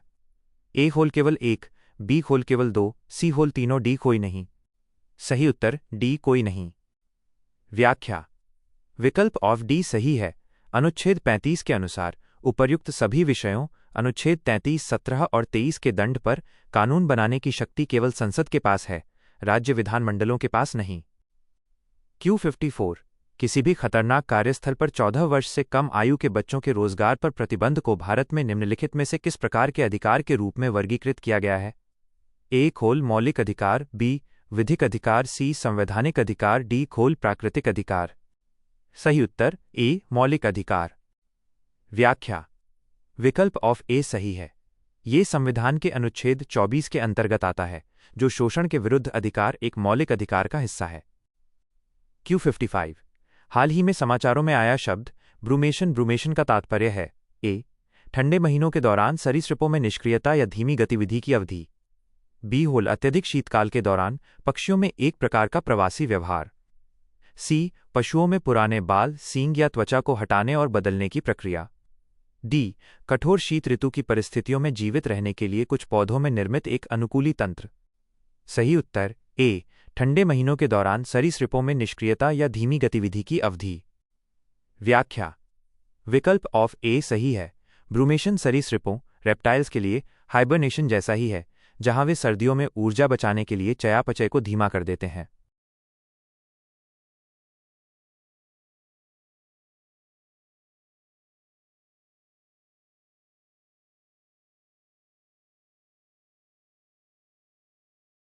Q56 निम्नलिखित जानकारी पर विचार करें।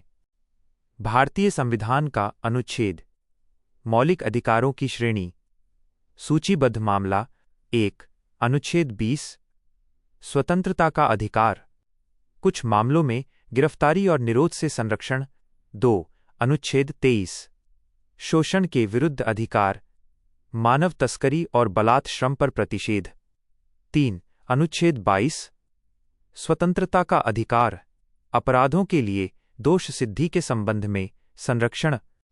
उपर्युक्त में से किस पंक्ति में दी गई जानकारी सही सुमेलित है? ए होल केवल 1, बी होल केवल 2, सी होल तीनों, डी होल कोई नहीं। सही उत्तर ए केवल 1। व्याख्या: पंक्ति 2 सही सुमेलित है। अनुच्छेद 23 शोषण के विरुद्ध अधिकार के अंतर्गत आता है और मानव तस्करी व बेगार को रोकता है। पंक्ति 1 गलत है। अनुच्छेद 20 अपराधों के लिए दोष सिद्धि के संबंध में संरक्षण से संबंधित है। पंक्ति 3 गलत है। अनुच्छेद 22 कुछ मामलों में गिरफ्तारी और निरोध से संरक्षण से संबंधित है। यहां अनुच्छेद 20 और 22 के मामलों को आपस में बदल दिया गया है। Q57 भारत में विशिष्ट भाषा, लिपि या संस्कृति को संरक्षित करने का अधिकार एक मौलिक अधिकार है जो निम्नलिखित को उपलब्ध है। ए, केवल धार्मिक अल्पसंख्यक, बी, धार्मिक और भाषाई अल्पसंख्यक, सी, भारत के नागरिकों का कोई भी वर्ग, डी, भारत में रहने वाला कोई भी व्यक्ति। सही उत्तर सी, भारत के नागरिकों का कोई भी वर्ग। व्याख्या: विकल्प सी सही है। अनुच्छेद 29(1) के अनुसार भारत के किसी भी हिस्से में रहने वाले नागरिकों के किसी भी वर्ग, जिसमें अल्पसंख्यक और बहुसंख्यक दोनों शामिल हो सकते हैं, को अपनी विशिष्ट भाषा, लिपि या संस्कृति को संरक्षित करने का अधिकार है। विकल्प ऑफ ए और ऑफ बी गलत हैं। हालांकि ये अल्पसंख्यकों की सुरक्षा के लिए है, लेकिन सर्वोच्च न्यायालय ने स्पष्ट किया है कि इसका दायरा नागरिकों के किसी भी वर्ग तक विस्तृत है। Q58 निम्नलिखित कथनों पर विचार करें। कथन आई, संविधान के अनुसार उच्च न्यायालय अपने अधिकार क्षेत्र में जिला न्यायालयों को मौलिक अधिकारों के प्रवर्तन के लिए रिट जारी करने का अधिकार दे सकते हैं। कथन 2, उच्च न्यायालय सैन्य न्यायाधिकरणों को छोड़कर अपने अधिकार क्षेत्र में सभी न्यायालयों और न्यायाधिकरणों पर प्रशासनिक नियंत्रण रखते हैं। उपर्युक्त कथनों के संबंध में निम्नलिखित में से कौन सा सही है? ए, कथन आई और कथन 2 दोनों सही हैं और कथन 2 कथन आई का सही स्पष्टीकरण है। बी, कथन आई और कथन 2 दोनों सही हैं और कथन 2 कथन आई का सही स्पष्टीकरण नहीं है। सी, कथन आई सही है लेकिन कथन 2 गलत है।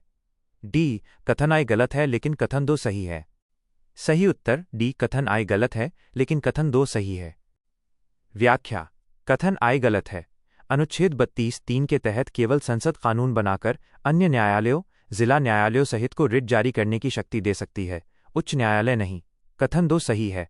अनुच्छेद 227 के तहत उच्च न्यायालय को सैन्य न्यायालयों को छोड़कर अपने अधीन सभी अदालतों के अधीक्षण, सुपरिंटेंडेंस की शक्ति प्राप्त है। Q59 भारत में सैन्य विधि, मार्शल लॉ और राष्ट्रीय आपातकाल, अनुच्छेद 352 के संबंध में निम्नलिखित कथनों पर विचार करें। 1. राष्ट्रीय आपातकाल के विपरीत मार्शल लॉ नागरिकों के मौलिक अधिकारों को प्रभावित नहीं करता है। 2. सैन्य विधि के दौरान सामान्य विधिक न्यायालयों के कामकाज को निलंबित किया जा सकता है, जबकि राष्ट्रीय आपातकाल के दौरान ऐसा नहीं होता। 3. राष्ट्रीय आपातकाल के विपरीत किसी क्षेत्र में मार्शल लॉ लगाने के लिए संविधान में कोई आधार नहीं बताया गया है। उपर्युक्त में से कौन सा से कथन सही है? ए होल केवल 1 और 2, बी केवल 2 और 3, सी केवल 3, डी केवल 1 और 3। सही उत्तर बी, केवल 2 और 3। व्याख्या: कथन 2 और 3 सही हैं। मार्शल लॉ में सामान्य अदालतें निलंबित हो सकती हैं और संविधान में इसे लगाने के विशिष्ट आधार, जैसे युद्ध, दंगा आदि का स्पष्ट उल्लेख नहीं है। कथन 1 गलत है। मार्शल लॉ मौलिक अधिकारों पर बहुत गहरा प्रभाव डालता है और उन्हें निलंबित या प्रतिबंधित कर सकता है। Q60 निम्नलिखित देशों पर विचार करें। 1. संयुक्त अरब अमीरात UAE, 2. Mauritius, 3. Sri Lanka, 4. Bhutan, 5. Singapore, 6. Nepal. उपरोक्त में से कितने देश डिजिटल भुगतान के लिए भारत के एकीकृत भुगतान इंटरफेस UPI को स्वीकार करते हैं? ए होल केवल 2, बी होल केवल 3, सी होल केवल 5, डी सभी 6। सही उत्तर डी सभी 6। व्याख्या। विकल्प और डी सही है। भारत का यूपीआई अब वैश्विक स्तर पर तेजी से फैल रहा है। UAE, Mauritius, Sri Lanka, Bhutan, Singapore और नेपाल, इन सभी 6 देशों ने किसी न किसी स्तर पर यूपीआई भुगतान को स्वीकार करना शुरू कर दिया है। Q61। भारत में संपत्ति के अधिकार के संबंध में निम्नलिखित कथनों पर विचार करें। कथन आई। अनुच्छेद 300A के अंतर्गत संपत्ति के अधिकार के उल्लंघन की स्थिति में पीड़ित व्यक्ति सीधे अनुच्छेद 32 के तहत भारत के उच्चतम न्यायालय का रुख नहीं कर सकता। कथन 2। वर्तमान में भारत में संपत्ति का अधिकार कार्यकारी कार्रवाई के विरुद्ध उपलब्ध है, लेकिन विधायी कार्रवाई के विरुद्ध नहीं। उपर्युक्त कथनों के संबंध में निम्नलिखित में से कौन सा सही है? ए होल कथन आई और कथन 2 दोनों सही हैं और कथन 2 कथन आई का सही व्याख्या है। बी होल कथन आई और कथन 2 दोनों सही हैं और कथन 2 कथन आई का सही व्याख्या नहीं है। सी होल कथन आई सही है लेकिन कथन 2 गलत है। डी होल कथन आई गलत है लेकिन कथन 2 सही है। सही उत्तर बी कथन आई और कथन 2 दोनों सही हैं और कथन 2 कथन आई का सही व्याख्या नहीं है। व्याख्या। कथन आई सही है। संपत्ति का अधिकार अब मौलिक अधिकार नहीं है, 44वां संशोधन, इसलिए इसके उल्लंघन पर सीधे अनुच्छेद 32 सुप्रीम कोर्ट नहीं जाया जा सकता। कथन 2 सही है। यह एक कानूनी अधिकार है जो बिना कानूनी प्राधिकार के कार्यकारी जब्ती से सुरक्षा देता है, लेकिन संसद कानून बनाकर इसे अधिग्रहित कर सकती है। Q62 निम्नलिखित कथनों पर विचार करें। कथन आई। न्यायिक मजिस्ट्रेट के समक्ष स्वैच्छिक स्वीकारोक्ति को साक्ष्य नहीं माना जा सकता। कथन 2। भारतीय संविधान का अनुच्छेद 20 आत्मदोषारोपण के विरुद्ध अधिकार प्रदान करता है। उपर्युक्त कथनों के संबंध में निम्नलिखित में से कौन सा सही है? ए होल कथन आई और कथन 2 दोनों सही हैं और कथन आई कथन 2 का सही व्याख्या है। बी होल कथन आई और कथन 2 दोनों सही हैं और कथन आई कथन 2 का सही व्याख्या नहीं है। सी होल कथन आई सही है लेकिन कथन 2 गलत है। डी होल कथन आई गलत है लेकिन कथन 2 सही है। सही उत्तर डी कथन आई गलत है लेकिन कथन 2 सही है। व्याख्या। कथन आई गलत है। मजिस्ट्रेट के सामने दी गई स्वैच्छिक स्वीकारोक्ति कन्फेशन अदालत में एक वैध और मजबूत साक्ष्य मानी जाती है। कथन 2 सही है।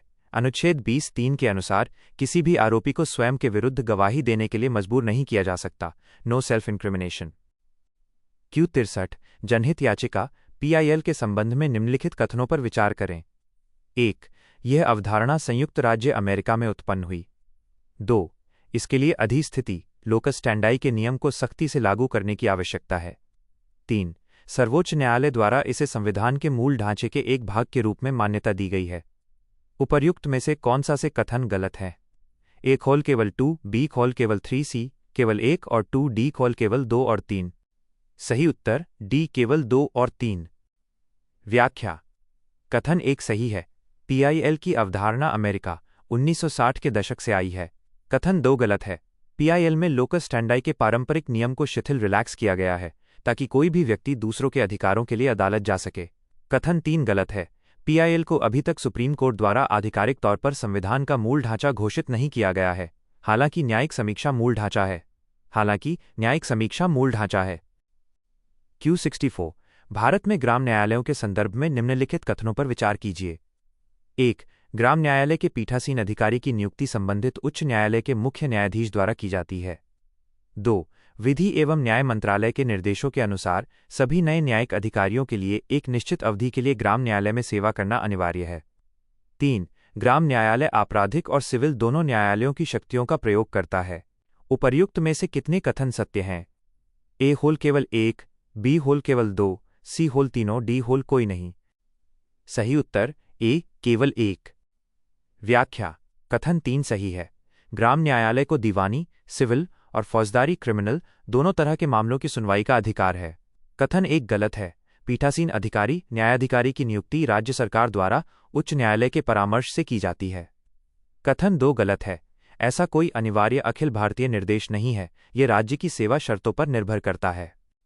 Q65 हाल ही में संसद ने कानून बनाकर भारत के मुख्य चुनाव आयुक्त ECI की नियुक्ति के लिए एक चयन समिति के गठन का प्रावधान किया है।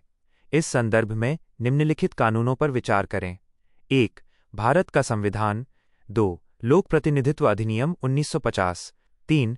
लोक प्रतिनिधित्व अधिनियम 1951 भारत के मुख्य चुनाव आयुक्त ईसीआई की नियुक्ति के लिए चयन समिति के गठन से संबंधित प्रावधानों को सम्मिलित करने के लिए संसद द्वारा उपरोक्त में से कितने कानूनों में संशोधन किया गया है?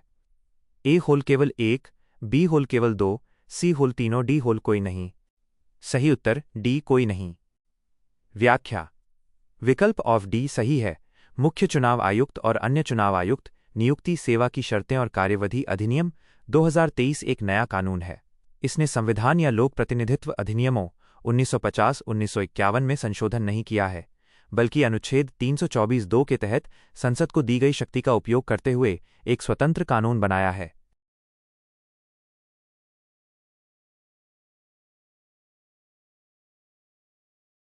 Q66 निम्नलिखित विकल्पों पर विचार करें।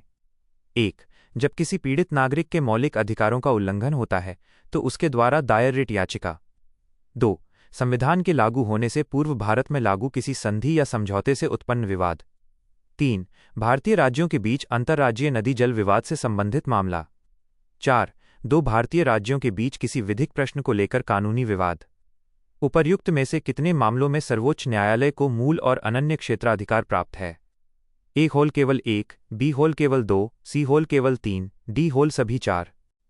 सही उत्तर ए केवल 1। व्याख्या। बिंदु 4 सही है। अनुच्छेद 131 के तहत 2 या 2 से अधिक राज्यों के बीच कानूनी विवाद सर्वोच्च न्यायालय के मूल और अनन्य ओरिजिनल एंड एक्सक्लूसिव क्षेत्राधिकार में आता है। बिंदु 1 गलत है। रिट क्षेत्राधिकार मूल तो है पर अनन्य नहीं, क्योंकि उच्च न्यायालय भी रिट जारी कर सकते हैं। बिंदु 2 और 3 गलत हैं। पूर्व संवैधानिक संधियां और नदी जल विवाद अनुच्छेद 262 सर्वोच्च न्यायालय के मूल क्षेत्राधिकार से बाहर रखे गए हैं। Q67 भारतीय समाज के निम्नलिखित वर्गों पर विचार करें। 1. बच्चे। 2. शारीरिक रूप से विकलांग। 3. भाषाई अल्पसंख्यक। 4. अनुसूचित जनजाति। भारतीय संविधान का अनुच्छेद 15 राज्य को भारतीय समाज के उपरोक्त कितने वर्गों के लिए विशेष प्रावधान बनाने की अनुमति देता है? ए होल केवल 1, बी होल केवल 2, सी होल केवल 3, डी होल सभी 4। सही उत्तर बी केवल 2। व्याख्या। वर्ग 1 और 4 सही हैं। अनुच्छेद 15(3) के तहत बच्चों, महिलाओं के लिए और 15(4) के तहत अनुसूचित जनजातियों एसटी व पिछड़े वर्गों के लिए विशेष प्रावधान बनाने की शक्ति राज्य को दी गई है। वर्ग 2 और 3 गलत हैं। अनुच्छेद 15 विशेष रूप से विकलांगों या भाषाई अल्पसंख्यकों के लिए प्रावधानों का उल्लेख नहीं करता है, हालांकि अन्य अनुच्छेदों के तहत इनके लिए प्रावधान किए जा सकते हैं। Q68 मौलिक अधिकारों के संदर्भ में निम्नलिखित विकल्पों पर विचार करें। 1. वाक और अभिव्यक्ति की स्वतंत्रता। 2. जीवन और व्यक्तिगत स्वतंत्रता की सुरक्षा। 3. दुकानों, सार्वजनिक रेस्तरां, होटलों तक पहुंच की स्वतंत्रता। 4. बलात् श्रम के विरुद्ध स्वतंत्रता। उपर्युक्त अधिकारों में से कितने अधिकार नागरिकों को राज्य और निजी व्यक्तियों दोनों के विरुद्ध उपलब्ध हैं? ए होल केवल 1, बी होल केवल 2, सी होल केवल 3, डी होल सभी 4। सही उत्तर डी सभी 4। व्याख्या। सभी विकल्प सही हैं। यद्यपि अधिकांश मौलिक अधिकार राज्य के विरुद्ध हैं, लेकिन अनुच्छेद 15 दो दुकानों तक पहुंच, अनुच्छेद 17 स्पृश्यता, अनुच्छेद 19 अभिव्यक्ति, अनुच्छेद 21 जीवन, अनुच्छेद 21 जीवन सर्वोच्च न्यायालय ने निजी व्यक्तियों के विरुद्ध भी लागू करने योग्य माना है। Q69 विधि के शासन के निम्नलिखित पहलुओं पर विचार करें। 1. राज्य की स्वेच्छाचारी शक्ति का अभाव। 2. कानून के समक्ष समानता। 3. व्यक्ति के अधिकारों की प्रधानता, अर्थात संविधान व्यक्ति के अधिकारों का परिणाम है। विधि के शासन के उपरोक्त पहलुओं में से कितने भारतीय राजनीतिक प्रणाली पर लागू होते हैं? ए होल केवल 1, बी होल केवल 2, सी होल तीनों, डी होल कोई नहीं। सही उत्तर बी केवल 2। व्याख्या। पहलू 1 और 2 सही हैं। भारतीय व्यवस्था में मनमानी शक्तियों का अभाव और कानून के समक्ष समानता अनुच्छेद 14 प्रमुख स्तंभ हैं। पहलू 3 गलत है। भारत में संविधान सर्वोच्च है और व्यक्ति के अधिकार संविधान से प्राप्त होते हैं। संविधान अधिकारों का परिणाम है, यह ब्रिटिश प्रणाली की विशेषता है। Q70 निम्नलिखित कथनों पर विचार करें। इसमें कई रेडियो टेलीस्कोप का एक वैश्विक नेटवर्क है। यह very long baseline interferometry VLBI तकनीक का उपयोग करता है, जो विश्वभर की टेलीस्कोप सुविधाओं को समन्वित करता है और प्रभावी रूप से एक विशाल पृथ्वी आकार का टेलीस्कोप तैयार करता है। इसे ब्रह्मांड में ब्लैक होल्स के अस्तित्व का पहला दृश्य प्रमाण प्रदान करने का श्रेय दिया जाता है। उपर्युक्त कथनों में निम्नलिखित में से किस दूरबीन का उल्लेख किया गया है? ए होल हबल स्पेस टेलीस्कोप, बी होल हर्शेल अंतरिक्ष वेधशाला, सी होल इवेंट होराइजन टेलीस्कोप, डी होल जेम्स वेब स्पेस टेलीस्कोप। सही उत्तर सी होल इवेंट होराइजन टेलीस्कोप। व्याख्या: विकल्प ऑफ सी सही है। इवेंट होराइजन टेलीस्कोप ईएचटी ने ही पहली बार M87 गैलेक्सी के ब्लैक होल की तस्वीर जारी की थी। ये VLBI तकनीक का उपयोग कर पृथ्वी के आकार की आभासी दूरबीन की तरह काम करता है। Q71 किसी भी पूर्व संवैधानिक संधि या समझौते से उत्पन्न मामलों पर सर्वोच्च न्यायालय के सलाहकार क्षेत्राधिकार के संदर्भ में निम्नलिखित कथनों पर विचार करें। 1. ऐसे मामले में सर्वोच्च न्यायालय को अपनी राय राष्ट्रपति को देनी होगी। 2. ऐसे मामले में सर्वोच्च न्यायालय द्वारा व्यक्त की गई राय राष्ट्रपति पर बाध्यकारी होगी। उपर्युक्त में से कौन सा से कथन सही है? ए होल केवल 1, बी होल केवल 2, सी होल 1 और 2, दोनों डी होल ना तो 1 और ना ही 2। सही उत्तर ए केवल 1। व्याख्या: कथन 1 सही है। अनुच्छेद 143 के तहत यदि मामला पूर्व संवैधानिक संधि से संबंधित है तो सर्वोच्च न्यायालय को अपनी राय देना अनिवार्य ऑब्लिगेटरी है। कथन 2 गलत है। सर्वोच्च न्यायालय द्वारा दी गई सलाह राष्ट्रपति पर कभी भी बाध्यकारी नहीं होती है, यह केवल एक परामर्श है। Q72 संज्ञेय अपराधों और असंज्ञेय अपराधों के बीच तुलना के संदर्भ में निम्नलिखित कथनों पर विचार करें। 1. असंज्ञेय अपराधों के विपरीत संज्ञेय अपराध वे हैं जिनमें पुलिस बिना वारंट के आरोपी को गिरफ्तार कर सकती है। 2. संज्ञेय अपराधों के विपरीत असंज्ञेय अपराध गैर जमानती प्रकृति के होते हैं। उपर्युक्त में से कौन सा से कथन सही है? ए होल केवल 1, बी होल केवल 2, सी होल 1 और 2, दोनों डी होल न तो 1 और न ही 2। सही उत्तर ए केवल 1।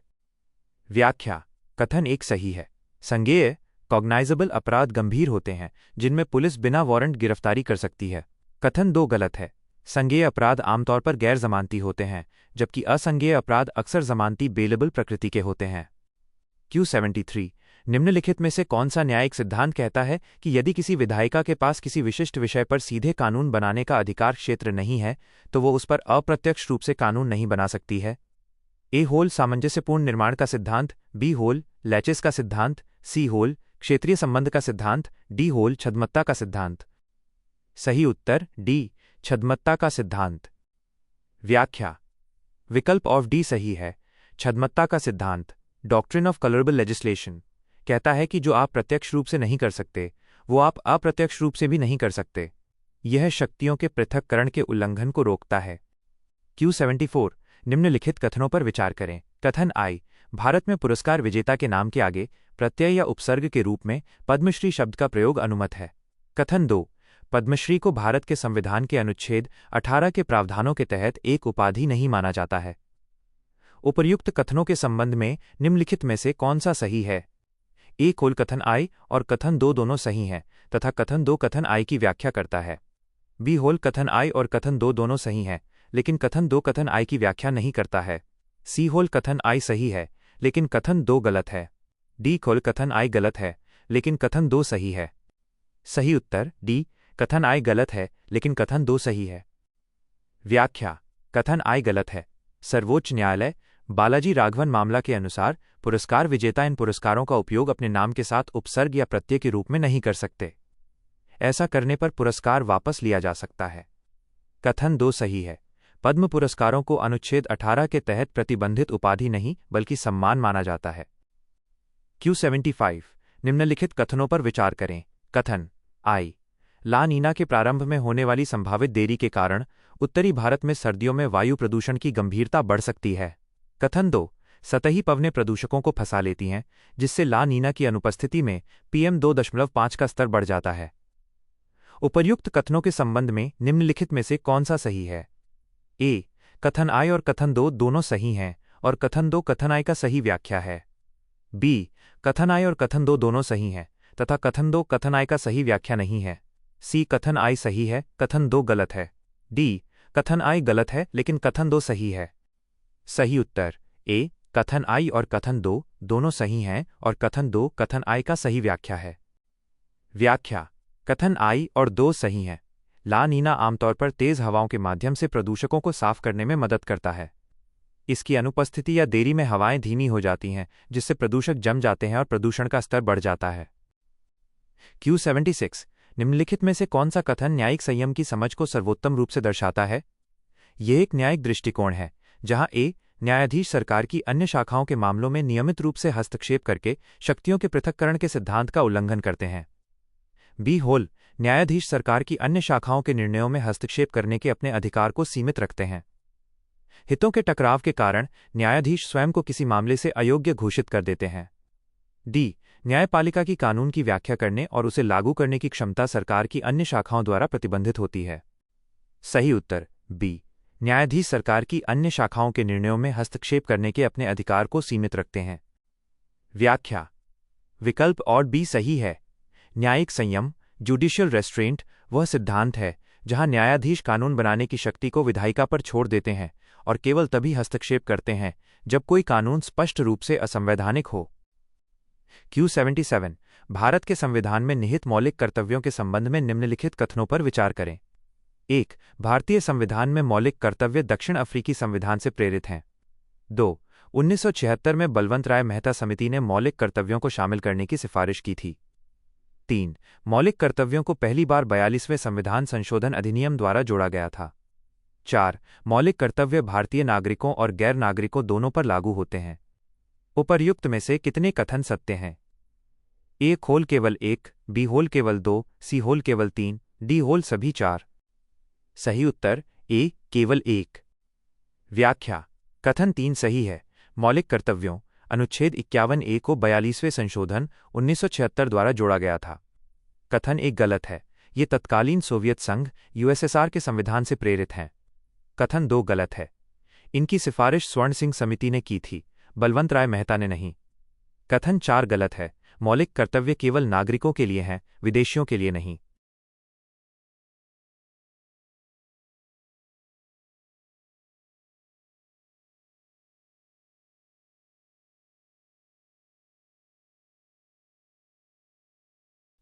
Q78 प्रथम सूचना रिपोर्ट FIR के संदर्भ में निम्नलिखित कथनों पर विचार करें।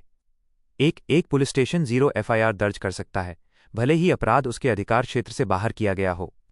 2. केवल वही व्यक्ति FIR दर्ज करा सकता है जो या तो अपराध का पीड़ित हो या अपराध का प्रत्यक्षदर्शी हो। उपर्युक्त में से कौन सा से कथन सही है? ए होल केवल 1, बी होल केवल 2, सी होल 1 और 2, दोनों डी होल न तो 1 और न ही 2। सही उत्तर ए केवल 1। व्याख्या कथन 1 सही है। 0 FIR का प्रावधान किसी भी पुलिस स्टेशन को FIR दर्ज करने की अनुमति देता है, चाहे अपराध कहीं भी हुआ हो। बाद में इसे संबंधित थाने में स्थानांतरित कर दिया जाता है। कथन 2 गलत है। कानूनन कोई भी व्यक्ति जिसे अपराध की जानकारी हो, वो FIR दर्ज करा सकता है। ये अनिवार्य नहीं है कि वह पीड़ित या प्रत्यक्षदर्शी ही हो। Q79 निम्नलिखित विकल्पों पर विचार करें। 1. कार्यपालिका। 2. विधायिका। 3. न्यायपालिका भारत के संविधान के अनुसार राज्य की उपरोक्त कितनी शाखाओं की मनमानी कार्रवाई के खिलाफ नागरिकों व्यक्तियों को मौलिक अधिकार उपलब्ध हैं? ए होल केवल 1, बी होल केवल 2, सी होल तीनों, डी होल कोई नहीं। सही उत्तर बी केवल 2। व्याख्या विकल्प 1 और 2 सही हैं। मौलिक अधिकार मुख्य रूप से राज्य की कार्यपालिका गलत प्रशासनिक कार्य और विधायिका असंवैधानिक कानून की मनमानी के विरुद्ध सुरक्षा प्रदान करते हैं। विकल्प 3 गलत है। सामान्यतः न्यायपालिका के न्यायिक कार्यों को मौलिक अधिकारों के उल्लंघन के दायरे में नहीं रखा जाता, हालांकि प्रशासनिक कार्यों के लिए इसे राज्य माना जा सकता है। Q80 सर्वोच्च न्यायालय और उच्च न्यायालय के न्यायाधीशों के खिलाफ अनुशासनात्मक कार्रवाई के संदर्भ में निम्नलिखित कथनों पर विचार करें। 1. दुर्व्यवहार और अक्षमता के आधार पर महाभियोग किसी न्यायाधीश को हटाने का एकमात्र संवैधानिक तरीका है। 2. न्यायिक जीवन के मूल्यों का पुनर्संस्थापन विषय पर संकल्प सर्वोच्च न्यायालय द्वारा अपनाया गया है। 3. सर्वोच्च न्यायालय किसी दोषी न्यायाधीश को फटकार तो लगा सकता है, लेकिन अनुशासनात्मक कार्रवाई के तहत ऐसे न्यायाधीश का स्थानांतरण नहीं कर सकता। 4. भारतीय संसद द्वारा न्यायाधीशों के विरुद्ध महाभियोग की कार्यवाही केवल 5 बार शुरू की गई है। उपर्युक्त में से कौन सा से कथन सही है? ए होल केवल 2 और 3, बी केवल 3 और 4, सी केवल 1, 2 और 4, डी केवल 2, 3 और 4। सही उत्तर सी केवल 1, 2 और 4। व्याख्या कथन 1, 2 और 4 सही हैं। न्यायाधीशों को केवल महाभियोग अनुच्छेद 124/217 से हटाया जा सकता है। Restatement of values of judicial life 1997 में अपनाया गया और अब तक कुछ ही मामलों में महाभियोग की प्रक्रिया शुरू हुई है, हालांकि किसी को हटाया नहीं जा सका। कथन 3 गलत है। उच्च न्यायालय के न्यायाधीशों का स्थानांतरण राष्ट्रपति द्वारा सीजेआई के परामर्श से अनुशासनात्मक कारणों या प्रशासनिक आवश्यकता पर किया जा सकता है। Q81 निम्नलिखित युग्मों पर विचार करें। न्यायिक सिद्धांत। विवरण 1. आच्छादन का सिद्धांत। इसमें कहा गया है कि किसी विषय पर कानून बनाने की शक्ति उसके सहायक विषय पर कानून बनाने की शक्ति भी रखती है। 2. तत्व एवं सार का सिद्धांत। यह निर्धारित करता है कि किसी विशेष विषय से संबंधित विशिष्ट कानून विधायिका की वैध शक्ति के अंतर्गत आता है या नहीं। 3. आकस्मिक या सहायक शक्तियों का सिद्धांत। इसमें कहा गया है कि किसी कानून के विषय पर कानून बनाने की शक्ति का तात्पर्य स्वतः ही किसी सहायक विषय पर कानून बनाने की शक्ति से नहीं है। उपर्युक्त में से कितने युग्म सही सुमेलित हैं? ए होल केवल 1, बी होल केवल 2, सी होल तीनों, डी होल कोई नहीं। सही उत्तर ए केवल 1। व्याख्या। युग्म 2 सही सुमेलित है। Pith and substance. तत्व एवं सार का सिद्धांत यह जांचने के लिए है कि कानून अपनी शक्ति के दायरे में है या नहीं। युग्म 1 गलत है। आच्छादन का सिद्धांत डॉक्ट्रिन ऑफ इक्लिप्स मौलिक अधिकारों से असंगत कानूनों के निष्क्रिय होने से संबंधित है। युग्म 3 गलत है। आकस्मिक शक्तियों का सिद्धांत कहता है कि मुख्य विषय पर कानून बनाने की शक्ति में सहायक विषयों पर कानून बनाने की शक्ति शामिल है। Q82 bar council of India के संदर्भ में निम्नलिखित कथनों पर विचार करें। 1. ये एक सांविधिक निकाय है। 2. ये भारत में न्यायाधीशों और वकीलों दोनों पर अनुशासनात्मक क्षेत्राधिकार का प्रयोग करता है। 3. यह भारत में विधिक शिक्षा के मानकों को निर्धारित करता है। 4. यह भारत में विधि विश्वविद्यालयों को मान्यता प्रदान करता है। उपर्युक्त में से कौन से कथन सत्य हैं? ए होल केवल 1 और 3, बी केवल 1, 3 और 4, सी होल केवल 2, 3 और 4, डी केवल 2 और 4। सही उत्तर बी होल केवल 1, 3 और 4। व्याख्या। कथन 1, 3 और 4 सही हैं।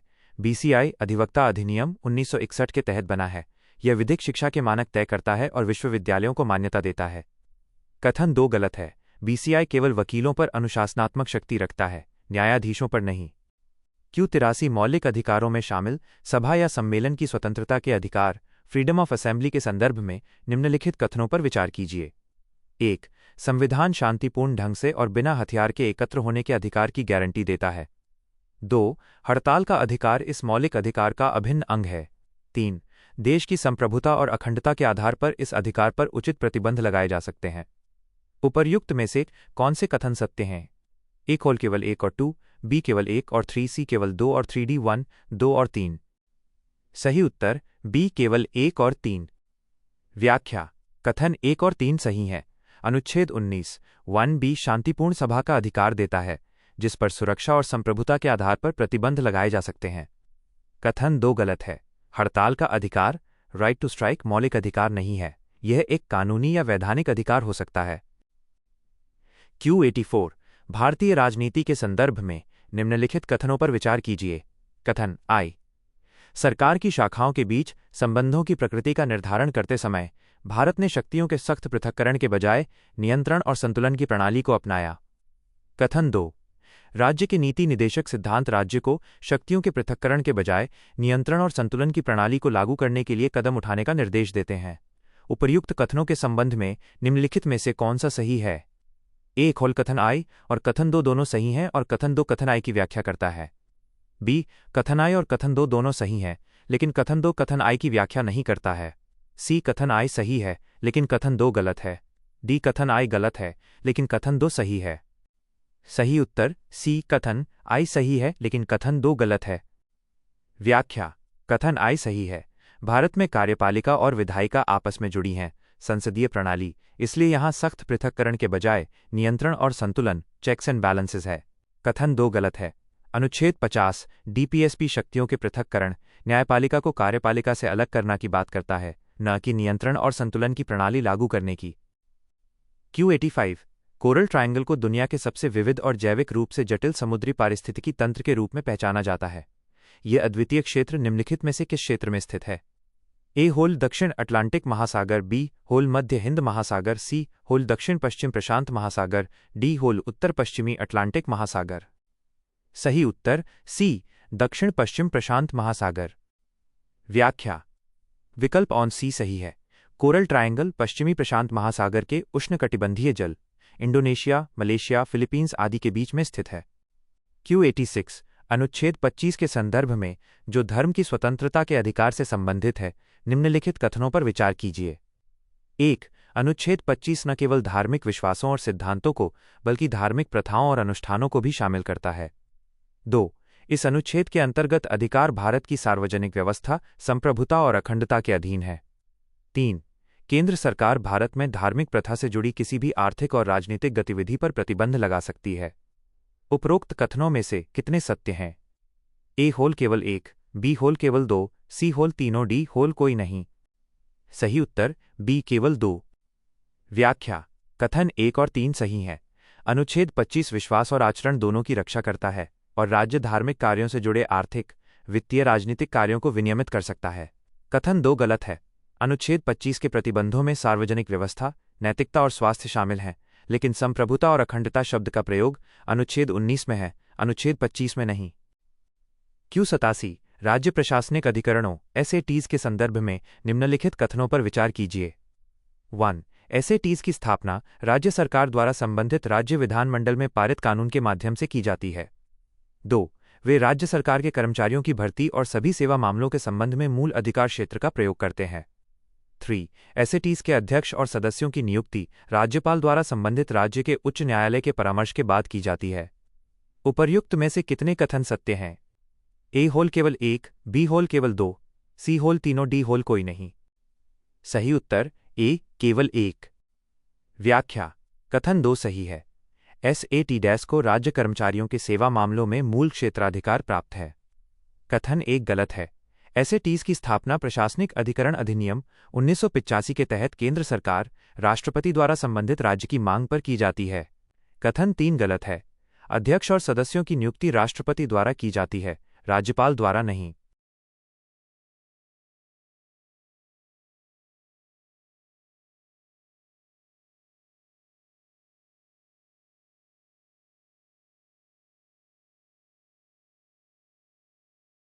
Q88 निम्नलिखित कथनों पर विचार करें। 1. सत्र न्यायालय द्वारा दी गई मृत्युदंड की सभी सजाओं को निष्पादित करने से पहले राज्य के उच्च न्यायालय द्वारा अनुमोदित किया जाना चाहिए। 2. भारत में उच्च न्यायालयों के अपीलीय क्षेत्राधिकार में उच्च न्यायालय के भीतर ही अंतर न्यायालय अपील का प्रावधान है, जिसमें उच्चतर पीठ के समक्ष दलीलें शामिल हैं। उपर्युक्त में से कौन सा से कथन सही है?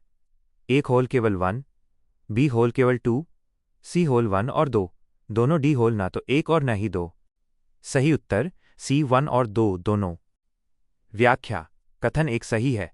दंड प्रक्रिया संहिता CRPC के अनुसार सत्र न्यायालय द्वारा दी गई फांसी की सजा तब तक लागू नहीं हो सकती जब तक उच्च न्यायालय उसकी पुष्टि कन्फर्म न कर दे। कथन 2 सही है।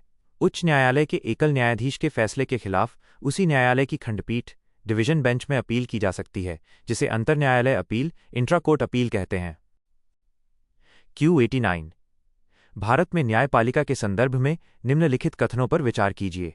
कथन आई: चतुर्थ न्यायाधीशवाद में भारत के सर्वोच्च न्यायालय ने 99वें संविधान संशोधन अधिनियम 2014 को असंवैधानिक और शून्य घोषित किया। कथन 2 न्यायपालिका की स्वतंत्रता भारत के संविधान की आधारभूत संरचना का हिस्सा है।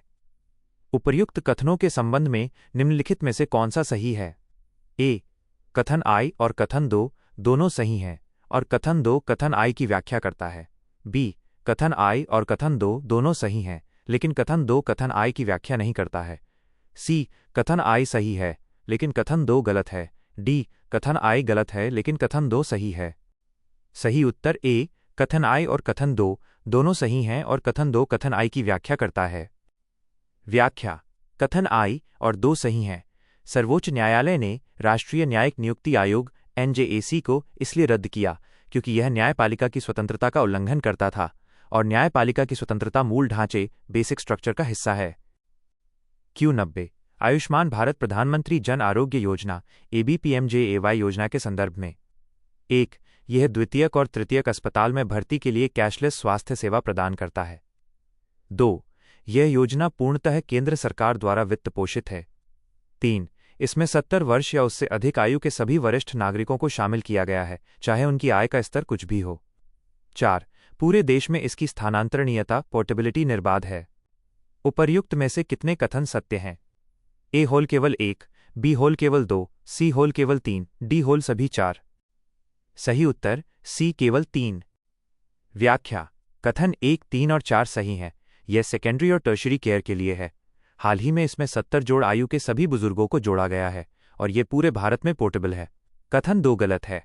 ये एक केंद्र प्रायोजित योजना सेंट्रली स्पॉन्सर्ड स्कीम है जिसका खर्च केंद्र और राज्य मिलकर आमतौर पर 60-40 के अनुपात में उठाते हैं।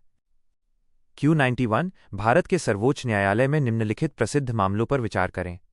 1. A.K. गोपालन बनाम मद्रास राज्य। 2. मोहिनी जैन बनाम कर्नाटक राज्य। 3. MC मेहता बनाम तमिलनाडु राज्य। 4. उन्नीकृष्णन बनाम आंध्र प्रदेश राज्य। भारत के सर्वोच्च न्यायालय के उपर्युक्त मामलों में से कौन सा भारत में शिक्षा के अधिकार पर सीधा असर डालता है? A. 1, 2 और 3, B. 2, 3 और 4, C. 1, 3 और 4, D. 1, 2, 3 और 4। सही उत्तर B. 2, 3 और 4। व्याख्या: मोहिनी जैन 1992 और उन्नीकृष्णन 1993। इन मामलों ने शिक्षा को अनुच्छेद 21 के तहत मौलिक अधिकार माना। MC मेहता: ये बाल श्रम से संबंधित है जो बच्चों के शिक्षा के अधिकार से सीधा जुड़ा है। A.K. गोपालन: यह व्यक्तिगत स्वतंत्रता और निवारक निरोध से संबंधित है।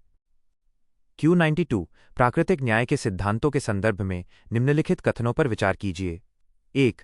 यदि किसी व्यक्ति को उसके विरुद्ध न्यायालय में चल रहे मामले की जानकारी नहीं दी जाती है। 2. यदि किसी व्यक्ति को न्यायालय में उसके विरुद्ध प्रस्तुत साक्ष्यों और तर्कों को चुनौती देने की अनुमति नहीं है। 3. यदि किसी व्यक्ति को विधिक परामर्श लेने की अनुमति नहीं है। 4. यदि किसी व्यक्ति को सक्षम प्राधिकारी के समक्ष निर्णयोत्तर सुनवाई से वंचित किया जाता है जहां त्वरित कार्रवाई की तत्काल आवश्यकता है। उपर्युक्त में से कितने कथन प्राकृतिक न्याय के सिद्धांतों के उल्लंघन को दर्शाते हैं? A होल केवल 1, B होल केवल 2, C होल केवल 3, D होल सभी 4। सही उत्तर D सभी 4। व्याख्या: सभी विकल्प सही हैं। प्राकृतिक न्याय नेचुरल जस्टिस कहता है कि किसी को बिना सुने दंडित नहीं किया जा सकता। ऑडी अल्टरम पार्टम, उसे अपने बचाव का पूरा मौका मिलना चाहिए और कानूनी सहायता मिलनी चाहिए। Q93 अंतर्राज्यीय जल विवाद अधिकरणों के बारे में निम्नलिखित कथनों पर विचार करें। 1. अधिकरण के निर्णय अंतिम हैं तथा विवाद से संबंधित पक्षों पर बाध्यकारी हैं। 2. वर्तमान में भारत में 6 अंतर्राज्यीय जल विवाद अधिकरण कार्यरत हैं। उपर्युक्त में से कौन सा से कथन सही हैं? A होल केवल 1, B होल केवल 2, C होल 1 और 2, दोनों D होल न तो 1 और न ही 2। सही उत्तर A केवल 1। व्याख्या: कथन 1 सही है। अंतर्राज्यीय नदी जल विवाद अधिनियम 1956 के तहत ट्रिब्यूनल का फैसला अंतिम और संबंधित राज्यों पर बाध्यकारी होता है। कथन 2 गलत है। वर्तमान में सक्रिय ट्रिब्यूनलों की संख्या 6 से अधिक है, जैसे कृष्णा, कावेरी, महादई, महानदी, वंशधारा और रावी ब्यास। Q94 भारत के संविधान के भाग IVA में निहित मौलिक कर्तव्यों के संदर्भ में निम्नलिखित कथनों पर विचार करें।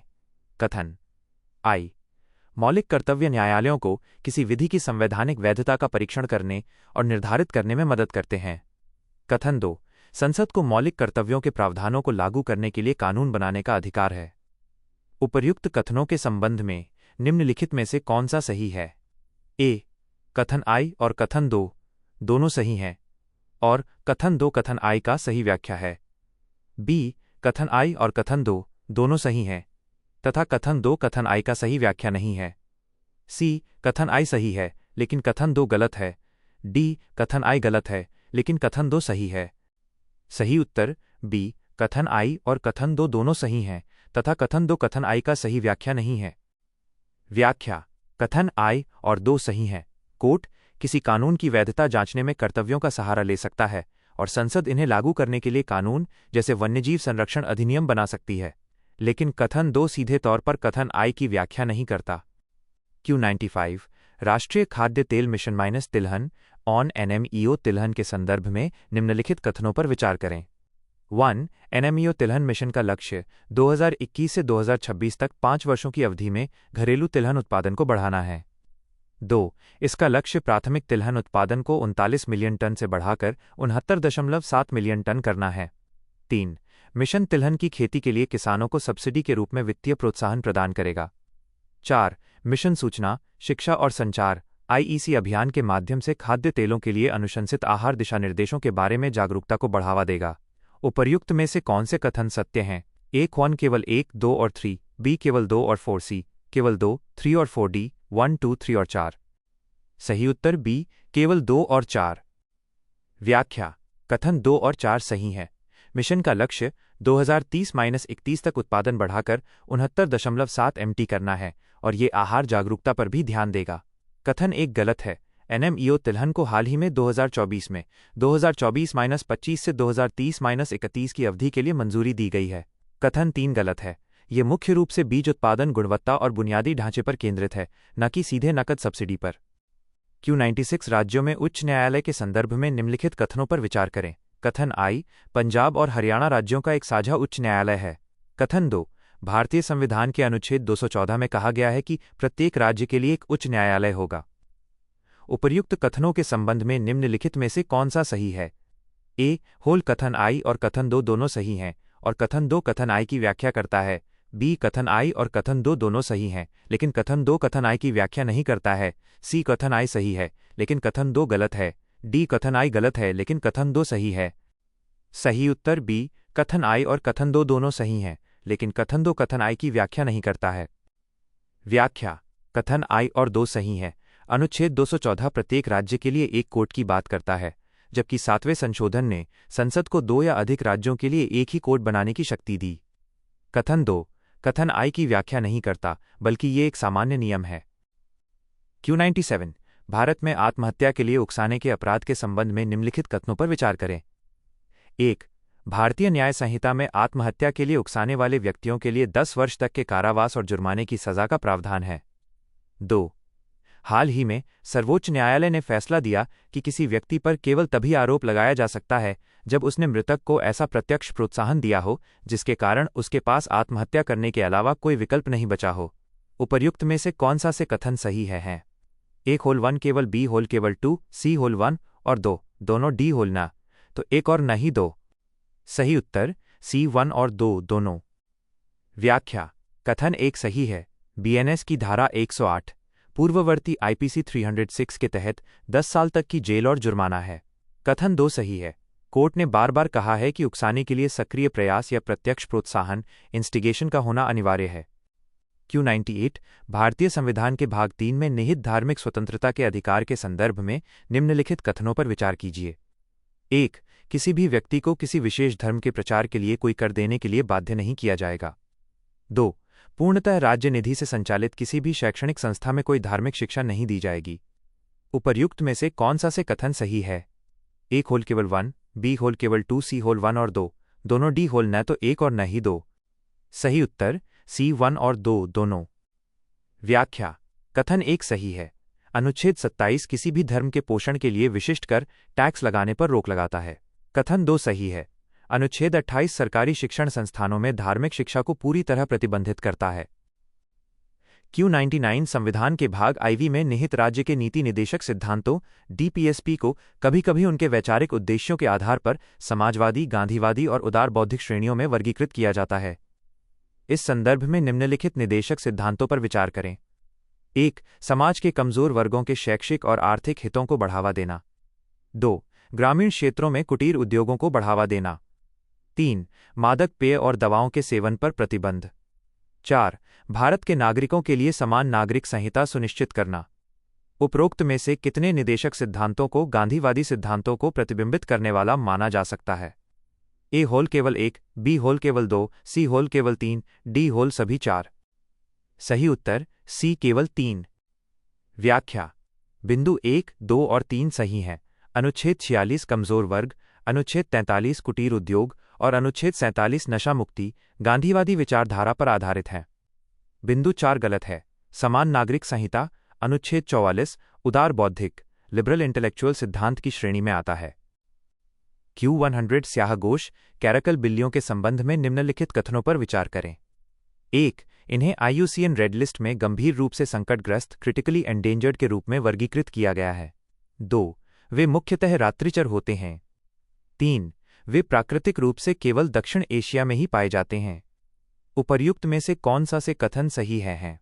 ए होल केवल 1 और 2, बी खोल केवल 2, सी खुल केवल 2 और 3, डी खुल केवल 1 और 3। सही उत्तर बी केवल 2। व्याख्या। कथन 2 सही है। कैरकल मुख्य रूप से रात में सक्रिय रहने वाले शिकारी हैं। कथन 1 गलत है। वैश्विक स्तर पर IUCN इन्हें लीस्ट कंसर्न मानता है, हालांकि भारत में ये गंभीर रूप से संकटग्रस्त की स्थिति में हैं। कथन 3 गलत है। ये अफ्रीका, मध्य पूर्व और मध्य एशिया के साथ साथ दक्षिण एशिया, भारत, पाकिस्तान में भी पाए जाते हैं।